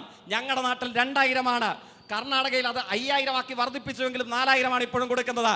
ആ കാര്യത്തിൽ നമുക്ക് സ്വീകരിക്കാൻ കഴിയുന്ന മാതൃക RJDയുടെ നേതാവ് മനോജ് ദാ പറയുന്നു, പ്രതിമാസം 7000 രൂപ സംസ്ഥാന ഗവൺമെന്റിന്റെ വിഹിതം കൊടുക്കുന്ന കേരളത്തിന്റെ മാതൃകയാണ് എന്ന് പറയുന്നത് ആരാണ്? ഇന്ത്യൻ രാജ്യസഭയിലെ അംഗമാണ്. ഒറ്റ വാചകത്തിൽ ആശാപ്രവർത്തകരുടെ വിഷയം പരിഹരിക്കാം, അതിനോടുള്ള സമീപനം വിശദീകരിക്കാം. 500 രൂപ വർദ്ധിപ്പിച്ച UDF വേണോ? 5 വർഷം കൊണ്ട് 500 രൂപ വർദ്ധിപ്പിച്ച UDF വേണോ? 9 വർഷം കൊണ്ട് 6000 രൂപ വർദ്ധിപ്പിച്ച ഇടതുപക്ഷം വേണോ? ആശാപ്രവർത്തകരെ കൈപിടിച്ചാനയിക്കാൻ യൂണിയൻ ഗവൺമെന്റിന്റെ തലപ്പത്ത് കോൺഗ്രസും BJPയും മാറി മാറി ഭരിച്ചു ഇല്ലേ? 2014 മുതൽ 19 വരെ. അതിനുശേഷം എത്ര വർഷം കടന്നുപോയി? 2014 ശേഷം ആ അത്രയും വർഷം ഏതാണ്ട് 2 പതിറ്റാണ്ടിനിടയിൽ കോൺഗ്രസും BJPയും മാറി മാറി കേന്ദ്രത്തിൽ ഭരിച്ചു. ഒരണാ പൈസ വർദ്ധിപ്പിച്ചിട്ടില്ല. ഒരണാ പൈസ വർദ്ധിപ്പിക്കാത്ത കോൺഗ്രസും BJPയും വേണോ? 9 വർഷം കൊണ്ട് 6000 രൂപ വർദ്ധിപ്പിച്ച ഇടതുപക്ഷം വേണോ? അതാണ് ആശാപ്രവർത്തകരെ സംബന്ധിച്ചുള്ള കാര്യം. നിലമ്പൂർ നിയോജക മണ്ഡലത്തെ സംബന്ധിച്ച് ഇവിടെ വിശദീകരിച്ചല്ലോ. ഞാൻ മനസ്സിലാക്കുന്നു പരിമിതികളോട് കൂടെയെങ്കിലും ഏതാണ്ട് 3.5 പതിറ്റാണ്ടോളം നിലമ്പൂരിനെ പ്രതിദാനം ചെയ്ത ആദരണീയനായ നിലമ്പൂരിന്റെ മുൻ MLA, മുൻ വൈദ്യുതി വകുപ്പ് മന്ത്രി, അദ്ദേഹം പഠിച്ച school Manavedan government higher secondary സ്കൂളാണെന്നുള്ളതാണ് എൻ്റെ ധാരണ. ആ ഹയർ സെക്കൻഡറി സ്കൂള് 2016 പുറകിലത്തെ ചിത്രമെന്ത്? ഇപ്പോൾ ഉപതെരഞ്ഞെടുപ്പിനായി നമ്മൾ ഒത്തുചേരുമ്പോൾ അവിടുത്തെ ചിത്രമെന്ത്? ഏത് സമ്പന്നന്റെയും മകനും മകളും പഠിക്കുന്ന അന്തർദേശീയ സൗകര്യങ്ങളിലേക്ക് മുൻ കോൺഗ്രസ് നേതാവിന്റെ മാതൃവിദ്യാലയത്തെ ഇന്റർനാഷണൽ ആക്കി ഉയർത്താൻ കേരളത്തിന്റെ മുഖ്യമന്ത്രിയുടെ കസേരയിൽ പിണറായി വിജയനും ഇടതുപക്ഷവും അധികാരത്തിൽ ഇരിക്കേണ്ടതായി വന്നു. മലയോര ഹൈവേ സംസ്ഥാന സർക്കാരിന്റെ മാത്രം പദ്ധതിയാണ്. നിലമ്പൂർ മുനിസിപ്പാലിറ്റിയും കരുളായും അമരമ്പലവും എടക്കരയും ചുങ്കത്രയും വഴിക്കടവും പോത്തുകല്ലും തുടങ്ങി നിലമ്പൂരിന്റെ ഏത് ഗ്രാമപഞ്ചായത്തിലൂടെയും കടന്നു നോക്കുക, നിങ്ങൾക്ക് തകർന്ന് തരിപ്പണമായ എത്ര റോഡുകൾ കാണാൻ വേണ്ടി കഴിയും. 12ലധികം വരുന്ന പുതിയ പാലങ്ങൾ, അന്തർദേശീയ നിലവാരത്തിലേക്ക് ഉയർന്ന സ്കൂള്, ജില്ലാശുപത്രികളുടെ ബോർഡ് മാറ്റുകയല്ല ഇടതുപക്ഷം ചെയ്തത്. നിങ്ങൾ ബോർഡ് മാറ്റി തറക്കല്ലിട്ടേച്ച് പോയ ജില്ലാശുപത്രിയെ സാധാരണക്കാർക്ക് വേണ്ടി കിടത്തി ചികിത്സാ സൗകര്യമുള്ള ഏതു സമയത്തും പ്രതിസന്ധികളിൽ ആശ്രയിക്കാൻ കഴിയുന്ന ഉന്നത നിലവാരമുള്ള ആരോഗ്യ കേന്ദ്രമായി നിലമ്പൂർ ജില്ലാശുപത്രിയെ മാറ്റിയത് ഇടതുപക്ഷം അധികാരത്തിലിരുന്ന 9 വർഷക്കാലമാണ്. സ്പോർട്സ് സ്റ്റേഡിയം ഉൾപ്പെടെ വിവിധ കേന്ദ്രങ്ങളിൽ സംഭവിച്ച മാറ്റങ്ങൾ ഉൾപ്പെടെ 9 വർഷക്കാലത്തിനിടയിൽ 2000 കോടി രൂപയുടെ അധിക വികസനമാണ് ഈ നിലമ്പൂർ നിയോജക മണ്ഡലം സാക്ഷി വഹിച്ചത്. ഇതിനെ മുൻനിർത്തിയിട്ടാണ് ഞങ്ങൾ വോട്ട് തേടുന്നത്. അതായത് AK ആന്റണിയും ഉമ്മൻചാണ്ടിയും ഭരിച്ച 2001 മുതലുള്ള UDF ഭരണമുണ്ട്. അന്നത്തെ 120 രൂപയുടെ പെൻഷൻ 28 മാസമായിരുന്നു കുടിശ്ശിക. പിന്നീട് വന്ന VS സർക്കാർ അത് കൊടുത്തു തീർത്ത് ഈ 120 500 രൂപയാക്കുന്നു. ഞാനൊരു വസ്തുത അവതരിപ്പിച്ചു എന്ന് മാത്രം. ഈ സാഹചര്യങ്ങളിൽ ഈ വിമർശനങ്ങൾ നേരിടുന്ന നിലമ്പൂരിൽ ലാസ്റ്റ് ക്വസ്റ്റ്യൻ, നിങ്ങൾക്ക് ജയിക്കാനാകുമോ? എന്റെ ചോദ്യം കേട്ടല്ലോ, നിങ്ങൾക്ക് ജയിക്കാനാകുമോ? ഈ 15ാം നിയമസഭയുടെ 1ാമത്തെ സമ്മേളനത്തിലുണ്ട് PC വിശ്വനാഥ് MLA കൊടുത്ത KN ബാലഗോപാൽ കൊടുത്ത ഒരു മറുപടിയുണ്ട്. ആ മറുപടിയിൽ അദ്ദേഹം പറയുന്നത് 2011 പെൻഷൻ വാങ്ങിയ ആളുകളുടെ എണ്ണം 16,23,401 ആണ്. 2016 ഉമ്മൻചാണ്ടി ഗവൺമെൻറ് അധികാരത്തിൽ നിന്ന് മാറുന്ന ഘട്ടത്തിൽ അത് പെൻഷൻ വാങ്ങുന്ന ആളുകളുടെ എണ്ണം 34,34,014 ആണ്. 2021 ഒന്നാം പിണറായി വിജയൻ സർക്കാർ കഴിയുമ്പോൾ 34,43,000 നിന്ന് 47,72,000 അത് ഉയർന്നിട്ടുള്ളൂ. 2025 ഇപ്പോൾ എത്തി നിൽക്കുമ്പോൾ അത് 49,82,750. അത് എൻ്റെ കണക്കൊന്നുമില്ല, KN ബാലഗോപാൽ കൊടുത്ത കണക്കാണ്. വർധനവുണ്ട് എന്ന് പറയുമ്പോൾ തന്നെ 2016 16,23,401 നിന്ന് 34,43,414 ഉയർത്തിയ ഗവൺമെൻറ് 112% പെൻഷൻ ആളുകളുടെ എണ്ണത്തിൽ വർധന ഉയർത്തിയത്. ഇദ്ദേഹം കുറേ വികസനങ്ങളെ സംബന്ധിച്ചൊക്കെ പറഞ്ഞു. ഈ നിയോജകമണ്ഡലത്തിനകത്ത് ആര്യാട് മുഹമ്മദിന്റെ കാലഘട്ടത്തിൽ 36 കോടി രൂപ അനുവദിച്ചിട്ട് പണി തുടങ്ങിയ നിലമ്പൂർ ബൈപ്പാസ്, ആ ബൈപ്പാസ് 9 വർഷക്കാലമായിട്ട് എവിടെ കിടക്കുന്നു എന്നുള്ള പ്രധാനപ്പെട്ട ചോദ്യമുണ്ട്. ഇവിടെ ഉമ്മൻചാണ്ടി ഗവൺമെന്റിന്റെ കാലഘട്ടത്തിൽ 2016 ഉമ്മൻചാണ്ടി ഗവൺമെന്റ് അധികാരം ഒഴിയുന്നതിന് മുമ്പ് ഈ സംസ്ഥാനത്തിനകത്ത് ഗവൺമെന്റ് കോളേജുകളില്ലാത്ത എല്ലാ നിയമസഭാ മണ്ഡലങ്ങൾക്കകത്തും ഗവൺമെന്റ് കോളേജുകൾ അനുവദിച്ച കൂട്ടത്തിൽ ഈ നിയമസഭാ മണ്ഡലത്തിനകത്തും ഒരു ഗവൺമെന്റ് കോളേജ് അനുവദിച്ചു. അവിടെ വാടക കെട്ടിടത്തിൽ വാടക പോലും കൊടുക്കാതെ ആ കെട്ടിട ഉടമസ്ഥൻ ആ കോളേജ് പോലും ഒഴിപ്പിക്കുന്ന ഒരു സാഹചര്യം ഉണ്ടായി. അപ്പോൾ പാവപ്പെട്ട വിദ്യാർത്ഥികൾക്ക് പഠിക്കാൻ സാധിക്കുന്ന ഒരു സർക്കാർ കോളേജിന് ഒരു സ്വന്തമായ കെട്ടിടം പോലും ഈ 9 വർഷ കാലഘട്ടത്തിനിടയിൽ ഈ നിയമസഭാ മണ്ഡലത്തിനകത്ത് ഉണ്ടായിട്ടില്ല എന്ന് പറഞ്ഞാൽ നിലമ്പൂരിലെ ജനതയോട് ഈ ഗവൺമെന്റ് നീതി കാണിച്ചിട്ടില്ല എന്ന് തന്നെയാണ് അതിന്റെ അർത്ഥം. ഞങ്ങൾ പറയുന്നു, ഈ നിയമസഭാ തെരഞ്ഞെടുപ്പിൽ ഐക്യജനാധിപത്യ മുന്നണിക്ക് വലിയ ഭൂരിപക്ഷത്തോടു കൂടി ഈ നിയമസഭാ മണ്ഡലത്തിനകത്ത് വിജയിക്കാൻ കഴിയും. ചരിത്ര ഭൂരിപക്ഷത്തോടു കൂടി ആര്യാടൻ ഷൗക്കത്ത് ഈ നിയമസഭയ്ക്കകത്തേക്ക് കടന്നു പോകും. പ്രതിപക്ഷത്തിന്റെ ഈ കാഴ്ചപ്പാട് ജനങ്ങളുടെ അഭിപ്രായത്തെയാണോ പ്രതിഫലിപ്പിക്കുന്നത്, അതോ നിങ്ങളുടെ പ്രതീക്ഷ എന്താണ് നിലമ്പൂരിനെ സംബന്ധിച്ച്? അവസാനമായി ഇദ്ദേഹം പറഞ്ഞ തുണയെ പിന്നെയും ആശ്രയിച്ചുകൊണ്ടിരിക്കുകയാണ്. പെൻഷനെ സംബന്ധിച്ചുള്ള കണക്കും കൊടുത്ത കാശിൻ്റെ കണക്കും ഞാനിവിടെ വിശദീകരിച്ചു. പിന്നെയും പറയുന്നു, അദ്ദേഹം കല്ലിടൽ മഹാമഹത്തെ സംബന്ധിച്ചാണ് പറയുന്നത്. ഇദ്ദേഹം ഗവൺമെന്റ് കോളേജ് മാത്രമല്ല, കേരളത്തിലെ 14 ജില്ലയിലും ഇതിന് മാത്രമല്ല തറക്കല്ലിട്ടത്. കേരളത്തിലെ 14 ജില്ലകളിലും മെഡിക്കൽ കോളേജ് തറക്കല്ലിട്ടു ഇല്ലേ? പോകാൻ നേരത്തെ തറക്കല്ലിട്ടിട്ട് പോകാമല്ലോ. 140 മണ്ഡലങ്ങളിൽ നിങ്ങളൊന്ന് ആലോചിച്ചോ. നിങ്ങൾ പറയുന്നത് ഇപ്പം 3ാം സർക്കാർ വരില്ലെന്നാണല്ലോ. അടുത്ത മെയ് മാസം തെരഞ്ഞെടുപ്പ് നടക്കുന്നതിന് മുമ്പ് മുഖ്യമന്ത്രി പിണറായി ഒരു കാര്യം ചെയ്യാണ്. മെയ്ക്ക് മുമ്പ് ഏപ്രിൽ കേരളത്തിലെ 140 മണ്ഡലങ്ങളിലും ഓരോ ഗവൺമെന്റ് കോളേജ് തറക്കല്ലിടുക. 140 മണ്ഡലങ്ങളിലും. എന്നിട്ട് 5 വർഷം കഴിയുമ്പോൾ നിങ്ങളോട് ചോദിക്കുക, ഞങ്ങൾ തറക്കല്ലിട്ടല്ലോ, നിങ്ങളൊക്കെ എന്തെടുക്കുകയായിരുന്നു? ആ ചോദ്യം ഇപ്പോൾ ഇങ്ങോട്ട് ചോദിച്ചത്. 35 വർഷക്കാലം MLA ആയിരുന്നു. എന്നിട്ട് ബൈപ്പാസ് തുടങ്ങി വെച്ചിട്ട് 35 വർഷക്കാലം ഒരു കല്ലെടുത്ത് രണ്ടാമത് അതിന് മുകളിൽ വെക്കാൻ പറ്റിയില്ല. 9 വർഷക്കാലം ഇടതുപക്ഷം ഭരിച്ചപ്പോൾ 35 വർഷക്കാലം ഭരിച്ച UDF ഇവിടെ ഒന്ന് ചോദിക്കുകയാണ്, എന്തേ ബൈപ്പാസ് എന്താ? ആ ബൈപ്പാസ് വരും. 2000 കോടി രൂപയിലടക്കം മുടക്കി സഖാവ് കുഞ്ഞാലിയുടെ നാമധേയത്തിൽ M സ്വരാജ് അധ്യക്ഷനായി ആ ബൈപ്പാസിന്റെ തറക്കല്ലും ഉദ്ഘാടനവും ഇവിടെ നടത്തപ്പെടും. ഒരു സംശയം വേണ്ടതില്ല. ആ ബൈപ്പാസിലൂടെ ഇപ്പം മലയോര ഹൈവേയിൽ പോകുന്നത് പോലെ മാനവേദൻ ഹയർ സെക്കൻഡറി സ്കൂളിൽ മുൻ കോൺഗ്രസ് നേതാവിനെ നിലമ്പൂരിനും കേരളത്തിനും സംഭാവന ചെയ്ത ഹയർ സെക്കൻഡറി സ്കൂളിൽ നമ്മുടെ നിലമ്പൂരുകാരുടെ മക്കൾ പഠിക്കുന്നത് പോലെ ലീഗ് എന്നോ കോൺഗ്രസ് എന്നോ ഇടതുപക്ഷം എന്നോ വ്യത്യാസമില്ലാതെ നമുക്കൊക്കെ യാത്ര ചെയ്യാനും നമ്മുടെ മക്കൾക്ക് പഠിക്കാനും കഴിയുന്നത് പോലെ നിലമ്പൂർ ബൈപ്പാസും ആധുനിക സൗകര്യങ്ങളോടുകൂടി ഇവിടെ യാഥാർത്ഥ്യമാകും. ഒരു സംശയവും വേണ്ടതില്ല. ഞാൻ അക്കമിട്ട് സൂചിപ്പിച്ചു, ഈ തരത്തിൽ ഞങ്ങൾ പൂർത്തീകരിച്ച, ഞങ്ങൾ തറക്കല്ലിട്ടതിൻ്റെ കണക്കല്ല പറഞ്ഞത്, ഞങ്ങൾ തറക്കല്ലിട്ട്, ഞങ്ങൾ ഉദ്ഘാടനം ചെയ്ത്, ഞങ്ങൾ വാഗ്ദാനം ചെയ്ത്, ഞങ്ങൾ വീടുകളിൽ എത്തിച്ചു കൊടുത്ത സാമൂഹ്യക്ഷേമ പെൻഷന്റെ 8,585 വീടാണ്. 7 ഗ്രാമപഞ്ചായത്തും ഒരു നഗരസഭയും, അതായത് കരുളായും എടക്കരയും ചുങ്കത്തറയും വഴിക്കടവും അമരമ്പലവും മൂത്തേടവും നിലമ്പൂർ നഗരസഭയും ഒക്കെയുള്ള സ്ഥലത്ത് 8,585 ഭവനരഹിതരാണ് അടച്ചുറപ്പുള്ള വീടുകളിലേക്ക് മാറിയത്. അവർ കേരളത്തിലെ ഇടതുപക്ഷത്തെ തള്ളി പറയുമോ? ഈ വഴി കണ്ടിട്ടുള്ള ഏത് നിലമ്പൂരുകാരൻ കേരളത്തിലെ ഇടതുപക്ഷത്തെ തള്ളി പറയും? 44,000-ലധികം വരുന്ന സാമൂഹ്യക്ഷേമ പെൻഷന്റെ ഗുണഭോക്താക്കൾ ഈ നിലമ്പൂർ നിയോജക മണ്ഡലത്തിലെ ഇടതുപക്ഷത്തെ തള്ളി പറയുമോ? 6 മണിക്കൂറിലധികം ലോഡ് ഷെഡിംഗ് ഉണ്ടായിരുന്ന നിലമ്പൂരും കേരളവും അതിനോട് പ്രതികാരം ചെയ്ത, ഇന്ന് ലോഡ് ഷെഡിംഗ് എന്താണെന്ന് നിലമ്പൂരിലെ കേരളത്തിലെ 9 വയസ്സുള്ള കുഞ്ഞിനോട് ചോദിക്കുക. അവൻ അറിയില്ല, അവന്റെ ജീവിതത്തിൽ അനുഭവിച്ചിട്ടില്ല. ആ കുഞ്ഞുങ്ങൾ, അവരുടെ മാതാപിതാക്കൾ പറയുമോ 9 വർഷം മുമ്പത്തെ ഇരുൾ നിറഞ്ഞ UDF കാലഘട്ടത്തിലേക്ക് പോകണമെന്ന്? അതുകൊണ്ട് ഇടതുപക്ഷ രാഷ്ട്രീയം നിലമ്പൂരിനെ കേരളത്തെ മാറ്റി തീർത്തിട്ടുണ്ട്. മാറ്റി തീർത്ത മാറ്റങ്ങളെ ഏതെങ്കിലും കുറ്റിക്കാട്ടിലെ കല്ലല്ല, മാറ്റിത്തീർത്ത മാറ്റങ്ങളെ ചൂണ്ടിക്കാണിച്ചിട്ടാണ് നിലമ്പൂർ വഴി കേരളത്തിന്റെ ഇടതുപക്ഷം നിലമ്പൂരിനോട് വോട്ട് തേടുന്നത്. ആ വോട്ടിൽ ഭാവി കേരളത്തിന്റെ ഇടതുപക്ഷ നായകനായി നിലമ്പൂരിനെ സംഭാവന ചെയ്യാൻ കഴിയും എം സ്വരാജിനെ. ഇരു മുന്നണികളും വളരെ 50 ശക്തമായി വർഷം കൊണ്ട് ഒരു സ്കൂൾ തുടങ്ങാൻ കഴിയാത്തതിനെ പറ്റിയിട്ടാണ് അദ്ദേഹം ദീർഘമായിട്ട് പ്രസംഗിച്ചത്. ഉമ്മൻചാണ്ടി ഒരു കല്ലിട്ട് പോയ കോളേജ് ഉണ്ടാകുമെന്ന്. പിണറായി വിജയൻ ആ കല്ലിന്റെ മുകളിൽ രണ്ടാമത്തെ കല്ല് വെക്കാൻ പറ്റില്ല എന്നാണ് ഞാൻ നേരത്തെ പറഞ്ഞു വെച്ചത്. മാത്രമാണ് ഞാൻ പറഞ്ഞു, ഇങ്ങനെ കല്ലിട്ടിട്ട് പോയ മെഡിക്കൽ കോളേജുകളെ കേരളത്തിലെ ഇടതുപക്ഷ സർക്കാർ യാഥാർത്ഥ്യമാക്കിക്കൊണ്ടിരിക്കുകയാണ്. ശരിയാണ്, 2016 നിയമസഭാ തെരഞ്ഞെടുപ്പിന് 2 മാസം മുമ്പ് കല്ലിട്ടതാണ്. പക്ഷേ Idukki medical college, Palakkad medical college, നിലമ്പൂരിലെ ആ കോളേജിനെ പറ്റി പറയും. ആയിരക്കണക്കിന് കോടി രൂപയുടെ വികസനം ഇവിടെ നടത്തിയെന്ന് അവകാശപ്പെടുന്നവർക്ക് എത്ര കോടി വേണം ഒരു കോളേജിന്റെ ഒരു കെട്ടിടത്തിന്റെ പണി പൂർത്തീകരിക്കാൻ? പ്രശ്നം ഇപ്പോൾ സംസ്കരിച്ച് അരിച്ചെടുത്ത് ഇനിയിപ്പോൾ നിലമ്പൂർ ഗവൺമെന്റ് കോളേജ് നിങ്ങൾ എന്തുകൊണ്ട് യാഥാർത്ഥ്യമാക്കുന്നില്ല എന്ന ചോദ്യത്തിലേക്ക് എത്തി. നിങ്ങൾ കോൺഗ്രസ്സുകാർ മലപ്പുറത്തും കേരളത്തിലും BJP-യുടെ കൂടെ ശക്തമായിട്ട് എതിർത്ത ഈ ജില്ല നിങ്ങളുടെ എതിർപ്പിനെ മറികടന്ന് യാഥാർത്ഥ്യമാക്കാൻ കേരളത്തിലെ ഇടതുപക്ഷത്തിന് കഴിഞ്ഞിട്ടുണ്ടെങ്കിൽ, നിങ്ങൾ എതിർത്ത കാലിക്കറ്റ് സർവകലാശാല സ്ഥാപിച്ച് പൂർത്തീകരിക്കാൻ കേരളത്തിലെ ഇടതുപക്ഷത്തിന് കഴിഞ്ഞിട്ടുണ്ടെങ്കിൽ, ഒരു നിയോജക മണ്ഡലത്തിലെ ഗവൺമെന്റ് കോളേജ് കല്ലിടാനല്ല, കല്ലിട്ട് പണിതുയർത്തി കുട്ടികളെ കയറ്റിയിരുത്തി വിദ്യാഭ്യാസം കൊടുത്ത് അവരെ മിടുമിടുക്കന്മാരാക്കി മാറ്റാൻ നിലമ്പൂരിൽ സഖാവ് എം സ്വരാജിന്റെ കീഴിൽ കേരളത്തിലെ ഇടതുപക്ഷത്തിന് കഴിയും. അങ്ങനെ ജനകീയ വിഷയങ്ങളും രാഷ്ട്രീയ വിഷയങ്ങളും വികസന പ്രശ്നങ്ങളും മാറ്റുരയ്ക്കുന്ന നിലമ്പൂരിൻ്റെ വോട്ടർമാർ, ഈ വിഷയങ്ങൾ മാറ്റുരയ്ക്കുന്ന നിലമ്പൂരിൽ വോട്ടർമാർ ഇതെല്ലാം മനസ്സിൽ വെച്ച് തന്നെയാവും 19-ന് പോളിംഗ് ബൂത്തിലേക്ക് പോവുക. വളരെ ശക്തമായ ഒരു പ്രചാരണത്തിൻ്റെ പ്രതിഫലനമാണ് ഓരോ പടക്കളത്തിലൂടെയും പ്രേക്ഷകർക്ക് മുൻപിലേക്ക് എത്തിച്ചത്. നമസ്കാരം.